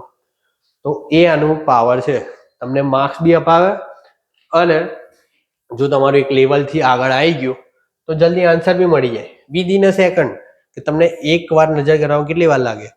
મિનિમમ કહો કે 5 સેકન્ડ કે 10 સેકન્ડ લાગે. 10 સેકન્ડમાં તમે આખે આગળ 4 ઓપ્શનમાં જોઈ લો. પછી ચેન્જ ધ વોઇસ. હવે આપણે શું જોયું? પહેલા તો જોયું કન્ટિન્યુઅસ ટેન્સમાં પ્રેઝન્ટ એક્ટિવમાં કયા છે, તો એક્ટિવમાં જે સ્ટ્રક્ચર હતા એ જોયા. પછી એનું પેસિવ કેમનું કરવાનું એ જોયું. તો એ બધું આપણે જોઈ લીધું કે સ્ટ્રક્ચર કઈ રીતે બદલાય છે. હવે જોઈએ સેન્ટેન્સ કઈ રીતે બને છે. તો સેન્ટેન્સમાં પહેલા જોઈએ the committee is looking into the matter. The committee is looking into the matter. હવે આ વાક્ય છે એ એક્ટિવ છે કે પેસિવ? અહીંયા એ લખેલું છે એટલે એક્ટિવ તમે સમજી ગયા છો, પણ જ્યારે એક્ઝામમાં આવે તો કેમની ખબર પડે? તો પહેલા એ જોવાનું કે ભાઈ કન્ટિન્યુઅસ નું છે તો કન્ટિન્યુઅસ છે તો બીઈંગ છે, બીઈંગ નથી. બીઈંગ નથી તો ભાઈ આ વર્બના ફર્સ્ટ ફોર્મ જોડે આઈએનજી લગાડ્યું છે તો એવું તો એક જ માં હોય, એક્ટિવમાં જ હોય. તો આ વાક્ય છે એ શેનું છે? એક્ટિવ વોઇસનું વાક્ય છે. હવે આપણે એક્ટિવ ખબર પડી ગઈ તો એનું પેસિવ કેમનું થાય? તો પહેલા તો જુઓ કે કમિટી છે એ શું છે? સબ્જેક્ટ છે plus is am are. Is am are શું આવે? હેલ્પિંગ વર્બ આવે. પ્લસ લુકિંગ એટલે V1 પ્લસ આઈએનજી અથવા V નું fourth form V1 plus ING. આ fifth form plus into the matter. Into the matter આ શું છે? Into the matter. Into the matter શું છે? ઓબ્જેક્ટ. આ એક એક્ટિવ વોઇસનું સ્ટ્રક્ચર છે. આનું પેસિવ બનાવવું હોય તો પેસિવ કેમનું બને? ઓબ્જેક્ટને આગળ પહેલા આપણે ફોર્મ્યુલા છે એનું પેસિવ બનાવી જોઈએ, પછી તમને આ બતાવું કે ઓબ્જેક્ટ આગળ આવે, પછી હેલ્પિંગ વર્બ તરીકે હેલ્પિંગ વર્બ તો એઝ ઇટ ઇઝ મૂકી દેવાનો. એના પછી શું આવે કે ભાઈ જો વર્બના ફર્સ્ટ ફોર્મ જોડે આઈએનજી છે. હવે આ શું કહે છે કે ભાઈ કન્ટિન્યુઅસ કહે મારું આઈએનજી તો મૂકવું જ પડે, તમે આઈએનજી ને એમને મૂકી હટાવી ના શકો સેન્ટેન્સમાંથી. તો ભાઈ લે કે બી જોડે આઈએનજી મૂકી દઈએ, તો બી જોડે આઈએનજી મૂકી દીધું. આઈએનજી મૂક્યું એના પછી શું આવ્યું કે ભાઈ આઈએનજી કન્ટિન્યુઅસ નું કે ભાઈ તારું આઈએનજી આવી ગયું છે, હવે મારું થર્ડ ફોર્મ પહેલે કે તારું થર્ડ ફોર્મ બી મૂકી દઉં. થર્ડ ફોર્મ મૂકી દીધું, થર્ડ ફોર્મ આવી ગયું. જે બાકીની મેટર છે એમને જ આવી ગયું કે ઇન્ટુ જે એઝ ઇટ ઇઝ બીજું હોય અને પાછળ બાય કરીને સબ્જેક્ટ. આ રીતે એક આખું સેન્ટેન્સ પેસિવમાં કન્વર્ટ થાય. હવે એવું આપણે સેન્ટેન્સમાં કરી જોઈશું જેવું ફોર્મ્યુલામાં કર્યું. તો શું હતું? મેં ધ મેટર ઓબ્જેક્ટ હતું તો આગળ આવી જશે ધ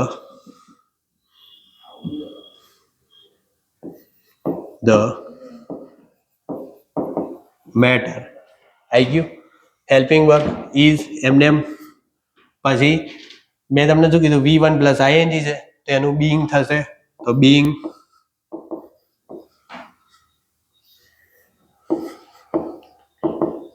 બીઈંગ.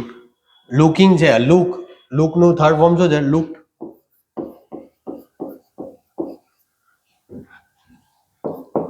ઇન્ટુ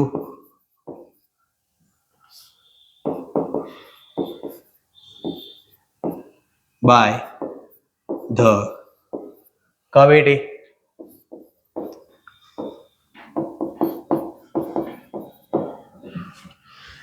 કમિટીનો સ્પેલિંગ પણ જોઈ લેજો, પૂછાતો હોય છે કે ભાઈ રાઈટ શું આવે?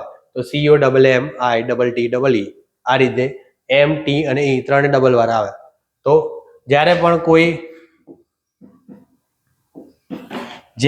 કોઈ એક્ટિવ નું પેસિવ કરવું હોય કન્ટિન્યુઅસ ટેન્સમાં તો આ રીતે થશે. અને હંમેશા બીઈંગ ભૂલવો નહીં. બી અને વર્બનું થર્ડ ફોર્મ. હેલ્પિંગ વર્બ તો તમને આપેલો જ છે. ઓબ્જેક્ટ તમે ક્યાંથી લાયા? પાછળથી લઈને આગળ લાયા અને બાય કરીને જે શું કર્યું?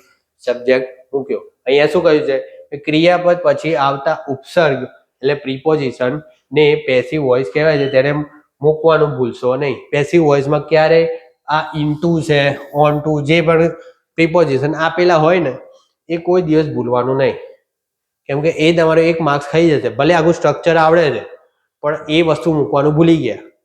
તમે બીઈંગ બધું જોઈ લીધું પણ તમને ઇનટુ વગરનું એક સેન્ટેન્સ હશે અને તમે ટીક કરીને આવી ગયા ઉતાવળમાં તો 1 માર્ક્સ તમારો ગયો. 1 માર્ક્સ ને 1.25 ગયા, કેમ કે ભાઈ ટીક તો કર્યું તમે ખોટું કર્યું એટલે 0.25 બીજા. એટલે થોડું ધ્યાન રાખી દેવાનું કે પ્રિપોઝિશન હોય તો એ આવવું જોઈએ. બીજું છે they are laughing at you. તેઓ તારી પર હસી રહ્યા છે. હવે હસી રહ્યા છે આમાં શું આવે? સબ્જેક્ટ તરીકે they, અહીંયા આર છે હેલ્પિંગ વર્બ તરીકે, અહીંયા V1 plus ING plus by કરીને સબ્જેક્ટ. ખ્યાલ આવ્યો? હવે આનું જ આપણે પેસિવ બનાવવું હોય શું કરશું? સોરી, સબ્જેક્ટ બાય કરીને સબ્જેક્ટ ક્યાં આવી ગયો? અહીંયા ING પ્લસ ઓબ્જેક્ટ.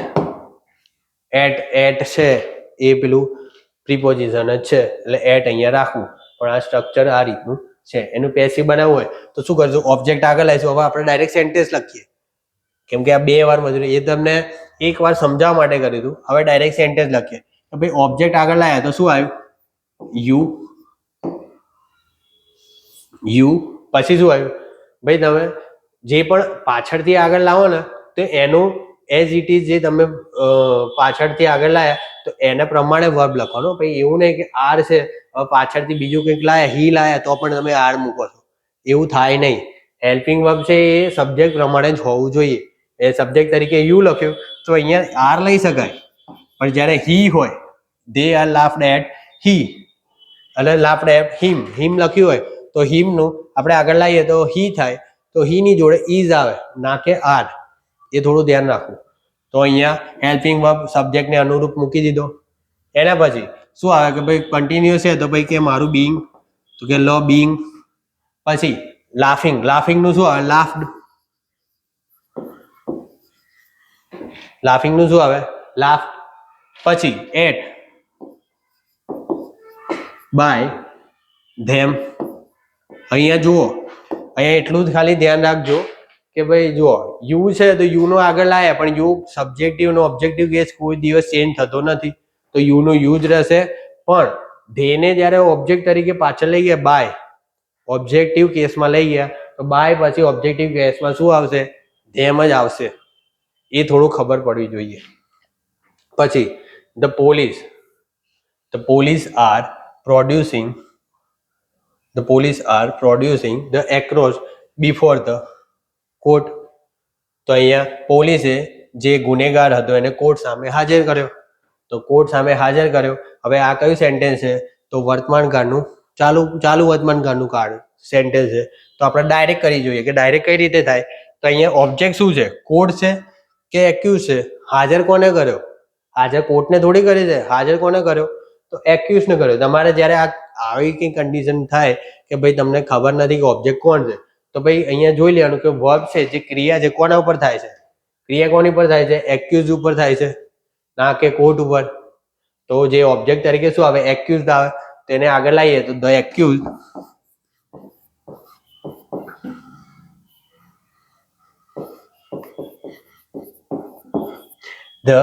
એક્યુઝ, પછી અહીંયા આર છે. આર કેમ છે? પોલીસ છે તો આપણે આર લગાવ્યું છે, પણ અહીંયા શું છે? એક્યુઝ છે તો ઇઝ લગાવીશું. શું લગાવીશું? ઇઝ. કેમ કે એક જ છે ને ગુનેગાર. હવે આમાં એવું કન્ડિશન એવું લખ્યું નથી કે ભાઈ કેટલા ગુનેગાર છે, પણ આપણે જ્યારે ના લખ્યું હોય ત્યારે ધ એક્યુઝ એક જ માની લેવાનું કે ઇઝ. પછી અહીંયા શું છે? V1 plus ING. એનું આપણે શું કરશું? બી જોડે ING લઈ જઈશું અને થર્ડ ફોર્મ મૂકી દઈશું. બીંગ પ્રોડ્યુસ, પછી પ્રોડ્યુસ્ડ, પછી શું આવશે? Before court. કેમ કે મેં તમને શું કીધું, પ્રીપોઝિશન ને પાછળનું જે સ્ટ્રક્ચર હોય એ મૂકવાનું તો ખરા. હવે અહીંયા બિફોર કોર્ટ આટલે તમારું સેન્ટેન્સ પતી જાય. કેમ કે ભાઈ હાજર તો પોલીસ જ કરે ને, વકીલ તો હાજર કરવા ના જાય કે ભાઈ ગુનેગાર આવી રહ્યો ચલો હું કેસ લડીશ. કોણ હાજર કરે? પોલીસ હાજર કરે. તો પોલીસ જ્યારે હાજર કરતી હોય તો બાય પોલીસ લખવાની જરૂર નહીં. બાય પોલીસ લખો તો પણ ખોટું નથી. તો અહીંયા બાય કરીને પોલીસ લખી શકાય. તો આ બે સેન્ટેન્સનું આ રીતે આપણે પેસિવ બનાવીશું. નેક્સ્ટ જુઓ, the revolutionaries are demanding right to protest peacefully. હવે અહીંયા ઓબ્જેક્ટ શું છે? Right to protest peacefully a object છે. તેને આગળ લાવીશું તો રાઇટ ટુ પ્રોટેસ્ટ પીસફુલી. હવે અહીંયા શું છે? આર છે. આર કેમ છે? અહીંયા સબ્જેક્ટ તરીકે રિવોલ્યુશનરીઝ છે તો એ પ્લુરલ છે તો એના અનુરૂપ આર છે. પણ અહીંયા શું છે? અહીંયા સબ્જેક્ટ તરીકે રાઇટ ટુ પ્રોટેસ્ટ પીસફુલી, તો એ કમ્બાઈન શું છે કે એક સબ્જેક્ટ તરીકે કામ કરે છે. તો એમાં પ્લુરલ નથી પણ સિંગ્યુલર છે. તો અહીંયા આર એમને મૂકી નહીં દેવાનું, એની જગ્યાએ શું મૂકવાનું? કન્વર્ટ કરીને મૂકવાનું કે ભાઈ સબ્જેક્ટને અનુરૂપ શું આવશે? તો ઇઝ આવશે. ઇઝ પછી શું આવશે? V1 પ્લસ ING છે તો V1 પ્લસ ING નું શું કરશું આપણે? કન્ટિન્યુઅસ છે તો બીઇંગ આવું જ જોઈએ. તો બીઇંગ અહીંયા આવશે બીઇંગ. પછી ડિમાન્ડ તો ડિમાન્ડેડ થર્ડ ફોર્મ ડિમાન્ડેડ. કોની દ્વારા? ધ બાય ધ જગ્યાએ સમજી લેજો સબ્જેક્ટ તરીકે જે હતો એ પાછળ મૂકી દીધો. તો સ્ટ્રક્ચર શું બન્યું કે ઓબ્જેક્ટ હતો એને આગળ લાવી દીધા, રાઇટ ટુ પ્રોટેસ્ટ પીસફુલી. એના અનુરૂપ આપણે વર્બ હેલ્પિંગ વર્બ મૂકી દીધું કે આર હતું તો એની જગ્યાએ આપણે શું મૂક્યું? ઇઝ મૂક્યું. અને પછી શું કર્યું કે V1 પ્લસ ING હતું એનું શું કર્યું? બીઇંગ કર્યું. અને એનું થર્ડ ફોર્મ એટલે શું કર્યું? ડિમાન્ડેડ. એનું થર્ડ ફોર્મ શું કર્યું? ડિમાન્ડેડ. પછી શું કર્યું? બાય રિવોલ્યુશનરીઝ. બાય રિવોલ્યુશનરીઝ. હવે આનું પેસિવ ઓલરેડી લખીને જ આપ્યું.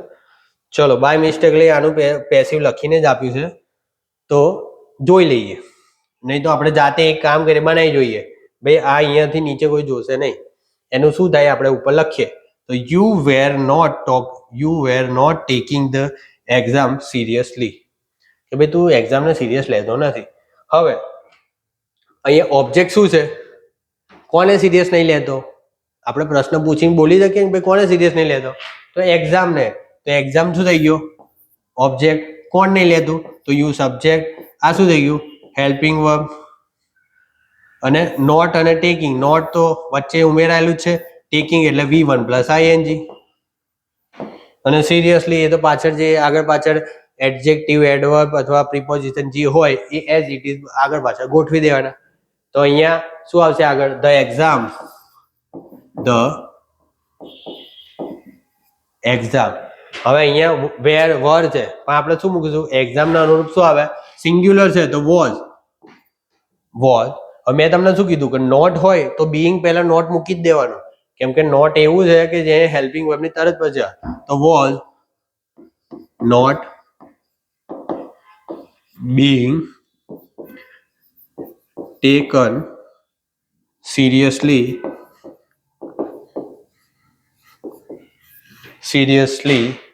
by you. જો the exam was not being taken seriously by you. Easy છે. જો તમને ફોર્મ્યુલાનું કન્વર્ટ કરતા આવડતું હોય તો એકદમ ઇઝીમાં ઇઝી છે કે એક્ટિવનું પેસિવ તમે કરી લો. હવે આ એક સેન્ટેન્સ આપ્યું છે. હવે આનું પેસિવ કેમનું કરું? તો જુઓ શું છે સ્ટ્રક્ચર શું છે એ જુઓ. તો પહેલા શું છે? સબ્જેક્ટ છે, હેલ્પિંગ વર્બ છે અને બી છે. હવે આ સ્ટ્રક્ચર તો કોનું આવી ગયું? ફ્યુચર કન્ટિન્યુઅસ ટેન્સનું આવી ગયું. હવે બી આવી ગયું તો આપણે બીઈંગ મુકાય નહીં. બીઈંગ જોડે મૂકીએ તો બી ખોટું પડે. જો આનું તમે બનાવી દો તો એક્ઝામ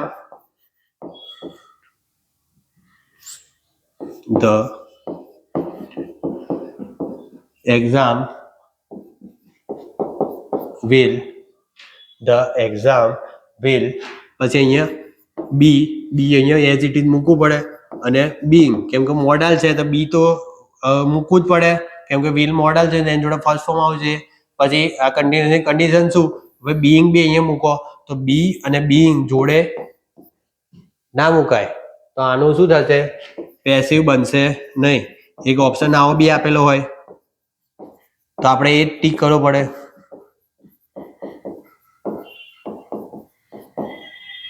ખબર પડી કે એક્ઝામિનર તમને આ રીતે ફસાઈ શકે છે કે ભાઈ અમને ખબર છે કે નહીં કે આનું પેસિવ થાય છે કે નહીં. તો એ રીતે આ સેન્ટેન્સ બી મૂકી દે. તમે આ રીતે બનાવેલું સ્ટ્રક્ચર હોય અથવા બી કાઢીને એકલું બીઈંગ મૂકેલું હોય અને એવું સ્ટ્રક્ચર હોય તો તમે ઓપ્શન ટીક કરીને આવી જાઓ તો એ તમારી ભૂલ છે. કેમ કે તમને ખબર હોય છે કે આ બી છે અને પાછળ બીઈંગ જોડાય છે તો એ ખોટું છે અને એ ખોટું આપણાથી થાય નહીં. હવે પરફેક્ટ ટેન્સ. પરફેક્ટ ટેન્સમાં શું છે? પરફેક્ટ ટેન્સનું સ્ટ્રક્ચર શું છે કે ભાઈ પરફેક્ટ ટેન્સ હશે તો પહેલા શું હશે? સબ્જેક્ટ હશે. એના પછી પ્રેઝન્ટ હશે તો હેઝ અથવા હેવ હશે. પાસ્ટ હશે તો હેડ હશે. ફ્યુચર હશે તો વિલ હેવ હશે. એટલું હશે. એના પછી શું હશે? થર્ડ ફોર્મમાં થર્ડ ફોર્મ તરીકે વર્બનું થર્ડ ફોર્મ હશે. વર્બ તરીકે થર્ડ ફોર્મ યુઝ કરેલું હશે અને પાછળ શું હશે? ઓબ્જેક્ટ હશે. તો પહેલા આપણે સ્ટ્રક્ચર જોઈએ તો પ્રેઝન્ટનું સ્ટ્રક્ચર, પ્રેઝન્ટ પરફેક્ટનું સ્ટ્રક્ચર શું છે? પ્રેઝન્ટ પરફેક્ટમાં શું મૂક્યું છે કે ભાઈ પહેલા સબ્જેક્ટ મૂક્યો. સબ્જેક્ટ પછી શું મૂક્યું? હેલ્પિંગ વર્બ તરીકે હેઝ અને હેવ મૂક્યા કે હેલ્પિંગ વર્બ તરીકે હેઝ અને હેવ જ્યારે પ્રેઝન્ટ હોય તો હેવ અને હેઝ યુઝ થાય. સિંગ્યુલર હોય તો હેઝ થાય, પ્લુરલ હોય તો હેવ થાય. પછી શું છે?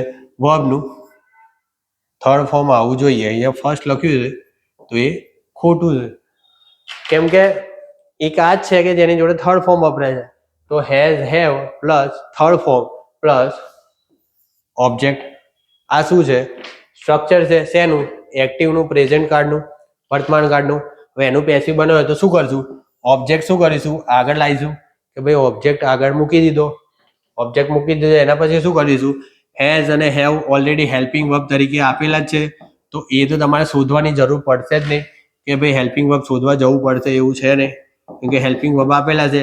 સબ્જેક્ટના અનુરૂપ તમારે હેલ્પિંગ વર્બ મૂકી દેવાના. મીન્સ અહીંયા ઓબ્જેક્ટના અનુરૂપ પણ આગળ લાવી દીધો તો સબ્જેક્ટ જ બની જાય ને. તો એનાથી વાક્ય સ્ટાર્ટ થતું હોય તો સબ્જેક્ટના અનુરૂપ આપણે હેલ્પિંગ વર્બ મૂકી દેવાના. પછી પેલામાં જેમ હતું કે ભાઈ પેલો કન્ટિન્યુઅસ શું કહેતો હતો કે ભાઈ મારા સેન્ટેન્સમાં બીઈંગ હોવું જોઈએ, આઈએનજી હોવું જોઈએ. ભાઈ તમે ગમે તે કરો, ગમે ત્યાંથી બી ગોઠવીને લાઈને આપણે આઈએનજી મૂક્યું. તો એ જ રીતે આ પરફેક્ટ વાળો શું કહે છે? ભાઈ મારામાં છે ને થર્ડ ફોર્મ હોવું જોઈએ. ભલે તારું થર્ડ ફોર્મ છે એ અલગ રાખ. તારું થર્ડ ફોર્મ પેસિવ ને કે તું અલગ રાખ. મારું થર્ડ ફોર્મ છે એઝ ઇટ ઇઝ ત્યારે રહેવું જોઈએ. એને નહીં તારે છંછેડવાનું. તારું થર્ડ ફોર્મ મૂકવું હોય તો સાઈડમાં મૂકી દેવાનું. તો એનું પણ થર્ડ ફોર્મ આપણે મૂકવું પડે અને પાછળ જે સબ્જેક્ટ છે એને બાય કરીને મૂકવો પડે. તો એ જ છે કે ભાઈ આનું થર્ડ ફોર્મ તો છે જ. તો શું કરશું? તો થર્ડ ફોર્મ જ્યારે બીજા બી ને આપીશું તો એનું શું થાય છે? બી નું થર્ડ ફોર્મ બીન થાય. તમને એટલો તો ખ્યાલ છે કે બી છે એ કોઈ પણ બેઝિક ફોર્મ છે વર્બનું. તો બી જોડે આપણે કંઈ પણ જોડીએ આઈએનજી હોય તો બીઈંગ થાય. એનું થર્ડ ફોર્મ છે તો બીન થાય. તો એ રીતે આપણે બી જોડે થર્ડ ફોર્મ જોડી દીધું. બી જોડે શું કર્યું? થર્ડ ફોર્મ જોડી દીધું. તો બી જોડે થર્ડ ફોર્મ જોડ્યું. આનું થર્ડ ફોર્મ જોડ્યું તો શું થઈ ગયું? બીન થઈ ગયું. તો બીન અહીંયા આવી ગયું. પછી ભાઈ પેસિવ કે ભાઈ મારું થર્ડ ફોર્મ તો કે લે ભાઈ આ વર્બનું થર્ડ ફોર્મ તારું પણ અંદર આવી ગયું. તો બાય કરીને સબ્જેક્ટ. આ છે પેસિવ સ્ટ્રક્ચર. એ જ રીતે આ પ્રેઝન્ટનું જોયું. પાસ્ટનું શું થશે? પાસ્ટમાં શું થશે? અહીંયા હેઝ હેવ આવતું તો અહીંયા હેડ આવે. બાકી બધું એઝ ઇટ ઇઝ. જેમ કે સબ્જેક્ટ, હેડ, વર્બનું થર્ડ ફોર્મ અને ઓબ્જેક્ટ. શું કરવાનું? ઓબ્જેક્ટ ઉઠાઈને આગળ કે ઓબ્જેક્ટ આગળ આવી ગયો. પછી શું કહ્યું? હેલ્પિંગ વર્બ અહીંયા તો એક જ છે. પહેલામાં તો તમારે સિંગ્યુલર પ્લુરલ બી જોવું પડતું હતું. આમાં તો ભાઈ કે હેડ એકલો જ છે. જ્યાં મૂકવો હોય ત્યાં હેડ ને મૂકી દેવાનો. એટલે જ્યાં એટલે હેલ્પિંગ વર્બની જગ્યાએ મૂકી દેવાનો. એટલે હેલ્પિંગ વર્બની જગ્યાએ આપણે શું મૂકીશું? હેડ મૂકી દઈશું. પછી શું કરશું કે ભાઈ પરફેક્ટ શું કહે છે કે ભાઈ મારું થર્ડ ફોર્મ, લે તારું થર્ડ ફોર્મ બી જોડે મૂકી દીધું બીન. પેસી કે મારું થર્ડ ફોર્મ, તો કે લે તારું પણ થર્ડ ફોર્મ મૂકી દીધું. બહુ હેરાન કરે આજે. વર્બનું બીજું થર્ડ ફોર્મ, તો આ પેસિવનું થર્ડ ફોર્મ આવી રહ્યું અને આ પરફેક્ટ ટેન્સ, આ પરફેક્ટનું થર્ડ ફોર્મ આ રીતે યાદ રાખવાનું. આ પરફેક્ટનું થર્ડ ફોર્મ અને આ પેસિવનું થર્ડ ફોર્મ અને બાય કરીને સબ્જેક્ટ. આ શું કર્યું? પાસ્ટ પરફેક્ટનું આપણે આખું સ્ટ્રક્ચર બનાવી દીધું કે ભાઈ ઓબ્જેક્ટ આગળ હેડ હેલ્પિંગ વર્બ તરીકે એઝ ઇટ ઇઝ અને વર્બનું થર્ડ ફોર્મ હતું તો એ થર્ડ ફોર્મ ઉઠાવીને આપણે બીને સોંપી દીધું. તો ભાઈ બી થર્ડ ફોર્મ લઈને આગળ બીન કરીને બેસી ગયા. બીન છે એની પાછળ શું કર્યું? ભાઈ પેસિવનું થર્ડ ફોર્મ મૂકી દીધું. પેસિવનું થર્ડ ફોર્મ અને બાય કરીને સબ્જેક્ટ. હવે એ જ રીતે ફ્યુચર. ફ્યુચરમાં શું થાય છે? ફ્યુચરમાં પણ એ જ છે કે ભાઈ ફ્યુચર છે તો ફ્યુચરમાં અહીંયા એક્ટિવ વોઇસ છે તો પહેલા સબ્જેક્ટ આવશે કે સબ્જેક્ટ તરીકે જે યુઝ કર્યું છે સબ્જેક્ટ પ્લસ સેલ અને વિલ હેલ્પિંગ વર્બ તરીકે સેલ વિલ તો હોય જ છે અને હેવ સેલ વિલ હેવ. કેમ? સેલ અને વિલ છે હંમેશા એની જોડે વર્બનું ફર્સ્ટ ફોર્મ, તો અહીંયા વર્બના ફર્સ્ટ ફોર્મ તરીકે શું કામ કરે છે? હેવ કામ કરે છે કે હેવ એ મોડલ જોડે વર્બના ફર્સ્ટ ફોર્મ તરીકે મૂક્યું છે.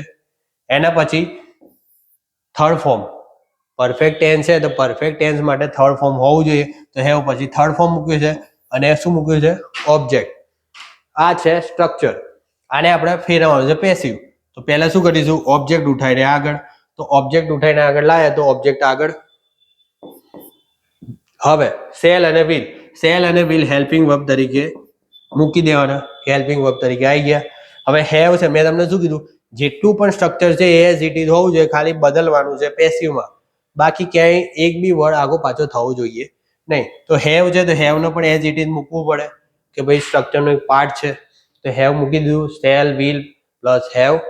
હવે અહીંયા આનું થર્ડ ફોર્મ હતું તો ભાઈ કે પરફેક્ટ વાળા કે ભાઈ તારું થર્ડ ફોર્મ લઈ જા, બીનને આપી દે. તો બીનને આપી દીધું તો બીન થર્ડ ફોર્મ લઈને બેસી ગયું. બીનું થર્ડ ફોર્મ શું થઈ ગયું? બીન.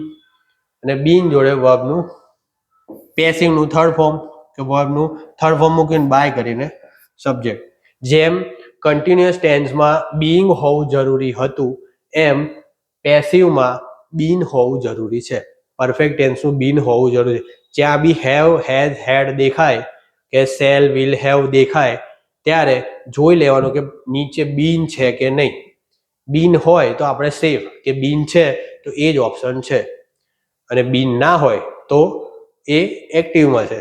તમને આ બે વચ્ચે ડિફરન્સ લાવવાનું એક જ છે કે જેમ કે બીન તમને કોઈ કહે ક્યારે કે ભાઈ સેન્ટેન્સનું સ્ટ્રક્ચર આપેલું હોય અને તમને ખબર ના પડતી હોય ભાઈ કરતા કાર્ય કરે છે કે નહીં, એ ખબર ના પડતી હોય અને બંને પરફેક્ટ ટેન્સના સ્ટ્રક્ચર હોય તો તમે કઈ રીતે નક્કી કરશો કે ભાઈ આ એક્ટિવ છે કે પેસિવ? કેમનું નક્કી થાય? કે જો અહીંયા સ્ટ્રક્ચર બધું સેમ છે. હા સબ્જેક્ટ ઓબ્જેક્ટ છે પણ એ તો તમને ત્યાં બી આગળ ને પાછળ મૂક્યો છે, તમને ખ્યાલ જ નથી કે ભાઈ કાર્ય ઇંગ્લિશ તમને ખબર જ નથી કે કેમનું ઇંગ્લિશ ખબર પડે. તમને ઇંગ્લિશ પ્રોપર ફ્લુઅન્ટલી વાંચતા હોય તમને ખબર પડી જાય પણ અહીંયા તમને ઇંગ્લિશમાં કંઈ ખબર પડતી નથી. અને તમને એટલું ખબર છે કે ભાઈ પરફેક્ટ ટેન્સમાં વર્બનું થર્ડ ફોર્મ આવે છે તો અહીંયા તમે કન્ફ્યુઝ થશે ભાઈ થર્ડ ફોર્મ અહીંયા બી છે, થર્ડ ફોર્મ અહીંયા પણ છે, તો ભાઈ મારે કેમનું નક્કી કર્યું કે ભાઈ કયું સાચું, કયું એક્ટિવ છે, કયું પેસિવ છે? તો એટલું જોઈ લેવાનું કે જ્યારે થર્ડ ફોર્મ હેવ હેઝ હેડ, ત્રણે હેવ હેઝ હેડ જોડે થર્ડ ફોર્મ હોય તો એ એક્ટિવ વોઇસ. અને હેવ હેઝ હેવ પછી તમારે બીન આપેલું હોય અને થર્ડ ફોર્મ આપેલું હોય, થર્ડ ફોર્મની આગળ બીન આપેલું હોય તો પેસિવ. જ્યારે બીન વાગે કે બીન વાગે છે કે હેવ અને હેઝ અને હેડ અને V3 વચ્ચે બીન વાગે છે કે બીન મૂકેલું છે ત્યારે સમજી લેવાનું કે પેસિવ વોઇસનું વાક્ય છે. તો આપણે ફ્યુચરમાં જોઈ લીધું કે કઈ રીતે થાય. એ જ રીતે મોડલ્સમાં જુઓ, ફ્યુચરનું અને મોડલ્સનું બંને સેમ જ છે, બંનેનો કંઈ ડિફરન્સ છે નહીં કેમ કે સેલ અને વિલ અહીંયા મોડલ્સ તરીકે જ કામ કરે છે. આનું જે કમ્પેર થાય, આનું જે રીતે સ્ટ્રક્ચર ચેન્જ થાય એ જ રીતે નીચે મોડલનું પણ થાય. જેમ કે ઓબ્જેક્ટ આગળ આવી ગયો તો ઓબ્જેક્ટ આગળ, મોડલ હેલ્પિંગ વર્બ તરીકે મોડલ એઝ ઇટ ઇઝ નીચે આવી જાય હેલ્પિંગ વર્બ તરીકે મોડલ. અને હેવ છે મેં તમને શું કીધું, જે એઝ ઇટ ઇઝ હોય એ નીચે લાવી દેવાનું, પાછળ જે ફોર્મમાં જે ચેન્જીસ કરવા હોય એ કરવાના. તો મોડલ આવી ગયો, હેવ આવી ગયો. પછી શું કર્યું કે ભાઈ થર્ડ ફોર્મ શું છે, કોનું છે, તો કે પરફેક્ટ કે મારું છે, તો ભાઈ કે લઈ જા, બીનને આપી દે. તો બીનને આપી દીધું, તો બીન બી છે એ થર્ડ ફોર્મ લઈને શું થઈ ગયું, બીન થઈ ગયું. અને પેસિવનું થર્ડ ફોર્મ અહીંયા મૂકી દીધું અને બાય કરીને સબ્જેક્ટ થઈ ગયું. ખ્યાલ આવી ગયો. બધા સ્ટ્રક્ચર તમને તમારી સામે એટલે મૂક્યા છે કે તમે કમ્પેર કરી શકો કે ભાઈ શું શું ચેન્જીસ આવે છે. અહીંયા ખાલી આ એક ચેન્જ કરી દેજો, અહીંયા થર્ડ ફોર્મ આવશે V3, એટલે એ કન્ફ્યુઝ ના થતા, ટાઈપિંગ મિસ્ટેક છે. તો આ રીતે તમે ખાલી આ સ્ટ્રક્ચર બી જોઈને જશો ને તો પણ તમે પેસિવ કરી શકશો. હવે આપણે જોઈએ કે જો પેસિવ વોઇસ પરફેક્ટ ટેન્સમાં હોય તો બીનનો ઉપયોગ કરવાનો ભૂલશો નહીં. જેમ કન્ટિન્યુઅસમાં નોંધ હતી કે ભાઈ બીંગનો ઉપયોગ કરતા ભૂલશો નહીં, એમ અહીંયા પરફેક્ટમાં પણ છે કે ભાઈ બીનનો ઉપયોગ કરવાનું ભૂલવું નહીં. બીન આવશે ને આવશે જ. હવે ચેન્જ ધ વોઇસ શું કરવાનું છે, એક્ટિવનું પેસિવ. તો જોઈ લો, એક્ટિવમાં શું છે, the news has surprise us. The news has surprise us, કે ન્યૂઝે અમને સરપ્રાઇઝ કરી દીધા. હવે કરી દીધા કાર્ય ન્યૂઝે કર્યું તો શું કર્યું, એક્ટિવ વોઇસ થયું. હવે અહીંયા તમે એક્ટિવ વોઇસ છે, અહીંયા વર્બનું થર્ડ ફોર્મ છે, તો વર્બનું થર્ડ ફોર્મ છે તો તમે કન્ફ્યુઝ થાવ ભાઈ કે એક્ટિવ છે કે પેસિવ, કેમનું ખબર કેમનું પડે કે વર્બનું થર્ડ ફોર્મ પેસિવમાં પણ આવે છે. તો એમાં સિમ્પલ છે કે વર્બનું થર્ડ ફોર્મ આવે એની પહેલા જો બીન લખેલું હોય તો પેસિવ, બીન ના લખેલું હોય તો એક્ટિવ. તો અહીંયા જોઈ લેવાનું કે બીન છે તો કે ના, તો આ શું છે, એક્ટિવ વોઇસ. ચાલો પેસિવ બનાવવું હોય પહેલા સ્ટ્રક્ચર જોઈએ કે સબ્જેક્ટ પ્લસ હેવ, હેઝ અથવા હેવ, એટલે અહીંયા હેલ્પિંગ વર્બ પ્લસ આ વર્બનું થર્ડ ફોર્મ પ્લસ ઓબ્જેક્ટ. આનું પેસિવ બનાવવું હોય તો શું કરીશું, ઓબ્જેક્ટ આગળ આવે તો ઓબ્જેક્ટ પ્લસ અહીંયા હેલ્પિંગ વર્બ જે હશે એઝ ઇટ ઇઝ શું આવશે, નીચે આવશે. પછી જે અહીંયા થર્ડ ફોર્મ વર્બ જોડે હતું એ કોને આપી દેશે, બી ને આપી દેશે કે ભાઈ પરફેક્ટ કે મારું થર્ડ ફોર્મ તું લઈ જા. તો શું કર્યું, object plus helping verb plus જે થર્ડ ફોર્મ હતું અહીંયા subject plus helping verb plus object, વર્બનું થર્ડ ફોર્મ પ્લસ ઓબ્જેક્ટ. તો હેલ્પિંગ વર્બ પછી જે થર્ડ ફોર્મ વર્બનું હતું એની જગ્યાએ અહીંયા બી જોડે થર્ડ ફોર્મ જોડાઈ જાય, શું આવે, બીન. અને વર્બનું પેસિવનું થર્ડ ફોર્મ તો મૂકવાનું જ છે અને બાય કરીને સબ્જેક્ટ. આ રીતે આપણે પેસિવ કરી શકાય. તો ડાયરેક્ટ આપણે સેન્ટેન્સનું પેસિવ કરી જોઈએ. સેન્ટેન્સમાં શું છે, ઓબ્જેક્ટ તરીકે શું છે, અસ. તો ઓબ્જેક્ટને આગળ લાયા તો ઓબ્જેક્ટનું શું થયું, અસ છે એ શું છે, ઓબ્જેક્ટિવ કેસ છે. તો એનું સબ્જેક્ટિવ કરવું હોય તો આપણે શું કરીશું, વી. તો વી અહીંયા આવી ગયું. પછી શું કરીશું કે ભાઈ હેઝ અથવા હેવ જે મૂકવું હોય તે મૂકશું. તો અહીંયા ન્યૂઝ સિંગ્યુલર, ન્યૂઝ જોડે આપણે હેઝ મૂક્યું તો અહીંયા વી છે, વી જોડે શું મૂકવું પડે, હેવ. ખ્યાલ આવ્યો. અહીંયા સિંગ્યુલર છે તો હેઝ મૂક્યું છે, અહીંયા પ્લુરલ છે તો આપણે હેવ મૂકીશું. પછી શું મૂકીશું, ભાઈ આ થર્ડ ફોર્મ છે ઉઠાઈને કોને આપવાનું છે, બીને આપવાનું છે, તેનું શું થઈ જશે, બીન. હવે પેસિવનું થર્ડ ફોર્મ તો આ છે એઝ ઇટ ઇઝ પેસિવ તરીકે, નીચે થર્ડ ફોર્મનું નીચે મૂકી દેવાનું કે શું, સરપ્રાઈઝ. હવે એક અહીંયા ટ્વિસ્ટ છે કે અમુક આવા જે હોય, અમુક વર્ડ છે એની જોડે ફિક્સ્ડ એક પ્રિપોઝિશન વપરાય જે સરપ્રાઈઝમાં વપરાય છે. સરપ્રાઈઝ એટ વપરાય. કેમ કે અમુક જે વર્બ છે આગળ આપણે હું તમને એક લિસ્ટ આપું છું, લિસ્ટ જે તમને બતાવીશ કે જેમાં અમુક જે વર્બ છે એની જોડે આપણે ફિક્સ્ડ પ્રિપોઝિશન વાપરીએ છીએ કે સેન્ટેન્સમાં જ્યારે આનું પેસિવ થશે તો એની જોડે આ પ્રિપોઝિશન વપરાશે જ અને એ પણ હોવું જોઈએ. તો સરપ્રાઈઝ જોડે શું વપરાય, એટ. સરપ્રાઈઝ એટ શું આવે, by the news, by the news. ખ્યાલ આવી ગયો. અહીંયા ખાલી એક થોડું વધારાનું હતું કે સરપ્રાઈઝ જોડે ફિક્સ પ્રિપોઝિશન એટ વપરાય છે તો એ ફિક્સ પ્રિપોઝિશન આપણે અહીંયા જોડી દીધું. બાકી બધું સિમ્પલ છે. અહીંયા આ શું છે કે ભાઈ પરફેક્ટ ફ્યુચર પરફેક્ટ ટેન્સ છે. ફ્યુચર પરફેક્ટ છે તો એમાં આપણે શું કરીશું કે ભાઈ પાછળ જે ઓબ્જેક્ટ છે એને આગળ લાવીશું. તો અહીંયા ઓબ્જેક્ટ શું છે, પહેલા સેન્ટેન્સ જોઈએ. He will have understood, he will have understood your ulterior motive by that time. Ulterior motive by that time. તો અહીંયા શું કરીશું, ઓબ્જેક્ટ કોણ છે, યોર અલ્ટરિયર મોટિવ. તો યોર અલ્ટરિયર મોટિવ. હવે અહીંયા વિલ હેવ છે તો as it is will have નીચે આવે વિલ હેવ. અન્ડરસ્ટુડ છે, હવે અન્ડરસ્ટુડ વર્બનું થર્ડ ફોર્મ છે, એને કોને આપણે આપી દઈશું, બી ને આપી દઈશું. તો શું થશે, બીન. અને અહીંયા પેસિવનું થર્ડ ફોર્મ આવશે તો understood by that time by me, અહીંયા હી છે તો એનું હિમ થશે, બાય હિમ.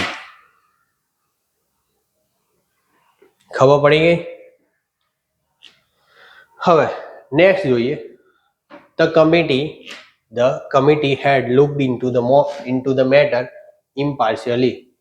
તો અહીંયા સેન્ટેન્સ કેમનું ક્રિએટ થશે કે looked into the matter. હવે અહીંયા had છે, થર્ડ ફોર્મ છે, અને અહીંયા ઓબ્જેક્ટ તરીકે the matter. The matter પાછળ શું છે, હેડ નું, તો હેડ એઝ ઇટ ઇઝ આવી જશે હેડ. પછી શું છે, વર્બનું થર્ડ ફોર્મ છે, એ થર્ડ બીન છે, એ થર્ડ ફોર્મ છે, એ કોને આપીશું, બી ને આપી દઈશું. તો શું થશે, બીન. પછી લુક્ડ ઇન્ટુ બાય ધ કમિટી. આ રીતે એક્ટિવનું પેસિવ બનાવીશું. હવે શું લખ્યું છે, અમુક ક્રિયાપદો એટલે અમુક વર્બ જે નિશ્ચિત પૂર્વ નિર્ધારિત એટલે ફિક્સ્ડ પ્રિપોઝિશન. પૂર્વ નિર્ધારિત એટલે શું કે ફિક્સ્ડ પ્રિપોઝિશન, આની જોડે આ જ પ્રિપોઝિશન યુઝ કરવાનો, કોઈ નહીં. જેમ કે આપણે સરપ્રાઈઝ જોડે એટ યુઝ કર્યું તો સરપ્રાઈઝ જોડે એટ જ યુઝ થશે. તો આ રીતે ફિક્સ પ્રિપોઝિશન દ્વારા અનુસરવામાં આવે છે, એટલે એની જોડે હંમેશા ફિક્સ પ્રિપોઝિશન જ વપરાશે. શોર્ટ એન્ડ સિમ્પલ કે અમુક એવા વર્બ છે જેની જોડે ફિક્સ પ્રિપોઝિશન વપરાશે, અને એ આપણે વાપરવાનું ભૂલવાનું નહીં. કયા છે, તો શું છે, નોન ટુ. નોન ટુ, જ્યારે નોન આવે વર્બનું થર્ડ ફોર્મ આપણે નો એટલે જાણવું, જાણવું છે. હવે એ રીતે થર્ડ ફોર્મ આવશે તો એની જોડે શું મૂકીશું, ટુ મૂકીશું. પછી સરપ્રાઈઝનું તો જોયું કે સરપ્રાઈઝ ત્યારે વર્બ તરીકે યુઝ થયું હોય તેની પછી શું મૂકીશું, એટ મૂકીશું. ફિક્સ પ્રિપોઝિશન છે, આમાં ક્યાંય શીખવાની જરૂર નથી. આ ખાલી તમારે યાદ રાખવાના છે કે એક્ઝામમાં આવા જ્યારે વર્બ વપરાય ત્યારે એની જોડે આ મૂકેલા છે કે નહીં. સરપ્રાઈઝ વિથ લખ્યું હોય તો એ ખોટું, કેમ કે સરપ્રાઈઝ જોડે એટ જ આવવું જોઈએ. તો સરપ્રાઈઝ એટ, નો ટુ. પછી અમેઝડ એટ. સરપ્રાઈઝ અને અમેઝ સેમ છે, બંનેમાં આશ્ચર્યચકિત, એટલે એ ઇઝી છે. જો સરપ્રાઈઝ એટ, અમેઝ એટ. પછી એટોનિસ એટ, આ બધા સેમ છે, એટોનિસ એટ. પછી સ્ટાર્ટેડ એટ, વેક્સેડ એટ.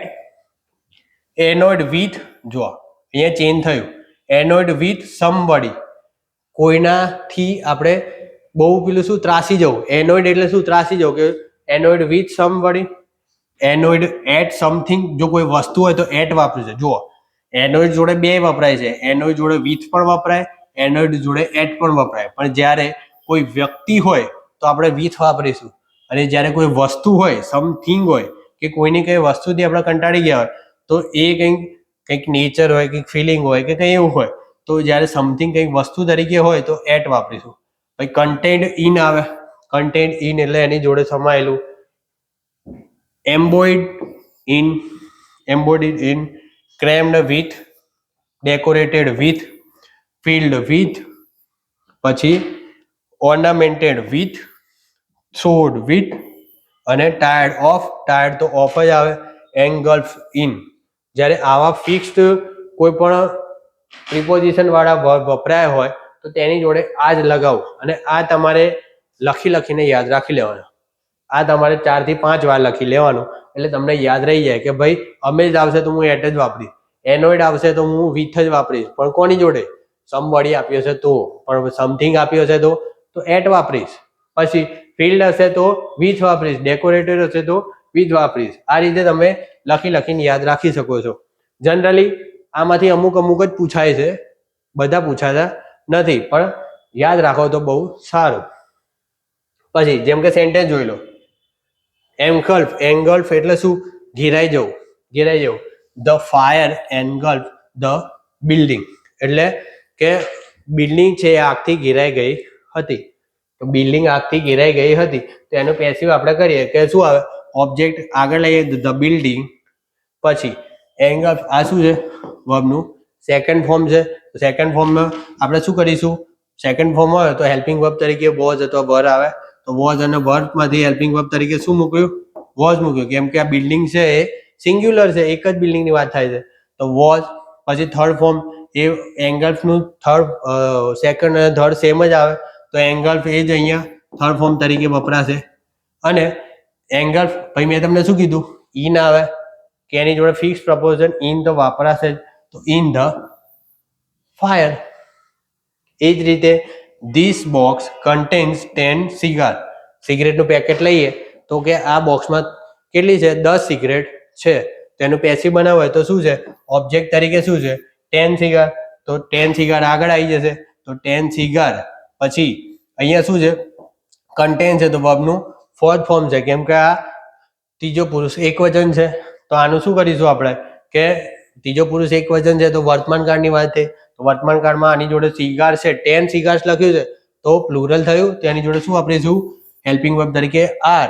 અને કન્ટેનનું શું છે? કન્ટેન્ડ. તો કન્ટેનનું થર્ડ ફોર્મ થયું. પછી એની જોડે શું વાપર્યું? ઇન. એમ અહીંયા એન્ગલ્ફ જોડે ઇન વાપર્યું, એમ અહીંયા બી ઇન વાપર્યું. અહીંયા ક્યાંય ઇન છે નહીં, પણ પેસિવ વખતે આપણે ફૂલ અમુક છે કે જે સેન્ટેન્સનો મિનિંગ તો જળવાઈ રહેવું જોઈએ ને, તો એ મિનિંગ જળવાય એના માટે આ ફિક્સ પ્રિપોઝિશન વાપરવામાં આવે છે. તો કન્ટેન ઇન આ ઇન ધી બોક્સ. હવે આપણે અત્યાર સુધી જોઈ લીધું કે ભાઈ જ્યારે વર્તમાન કાળ સાદે સિમ્પલ ટેન્સ હોય કે સિમ્પલ કોણ? Simple present, simple past, simple future અને મોડલ્સ, સિમ્પલ મોડલ્સ. તો એની જોડે આપણે કયા સ્ટ્રક્ચરમાં ફેરફાર કરીને એનું એક્ટિવનો પેસિવ બને. કન્ટિન્યુઅસ ટેન્સ હોય તો કન્ટિન્યુઅસ ટેન્સમાં આપણે આઈએનજી એ બીઇંગ જોડીને પછી એની જોડે જ્યારે થર્ડ ફોર્મ મૂકીએ પેસિવનું, અને કઈ રીતે આપણે હેલ્પિંગ વર્બ ચેન્જ કરીને આપણે એનું પણ પેસિવ બનાવીએ છીએ. અને જ્યારે પરફેક્ટ ટેન્સ હોય તો પરફેક્ટ ટેન્સમાં પણ આપણે કઈ રીતે એનું એક બી છે વર્બનું થર્ડ ફોર્મ, બંનેમાં થર્ડ ફોર્મ તો આવવા જ જોઈએ, એ તો ફૂલફિલ જ છે. પણ જ્યારે પરફેક્ટનું થર્ડ ફોર્મ છે એ બીન જોડે જોડાઈને તો બીન થઈ જાય છે, BEEN. તો બીન જોડાઈ જાય છે તો એનું પણ પેસિવ આ રીતે થઈ જાય છે. અને જ્યારે અમુક એવા સ્ટ્રક્ચર છે કે અમુક એવા વર્બ છે કે એની જોડે એક ફિક્સ પ્રિપોઝિશન વાપરવું જરૂરી છે, કેમ કે વાક્યનું મિનિંગ જળવાઈ રહે. એ ફિક્સ પ્રપોઝિશન વાપરીને આપણે સેન્ટેન્સનો મિનિંગ એક જેવો જ રાખી શકીએ છીએ. તો એ પણ આપણે યાદ રાખવાના છે. તો અત્યારે આપણે આટલું કમ્પ્લીટ કરીએ છીએ, બધું આપણે નેક્સ્ટ લેક્ચરમાં આનાથી આગળ જોઈ લઈશું. Thank you.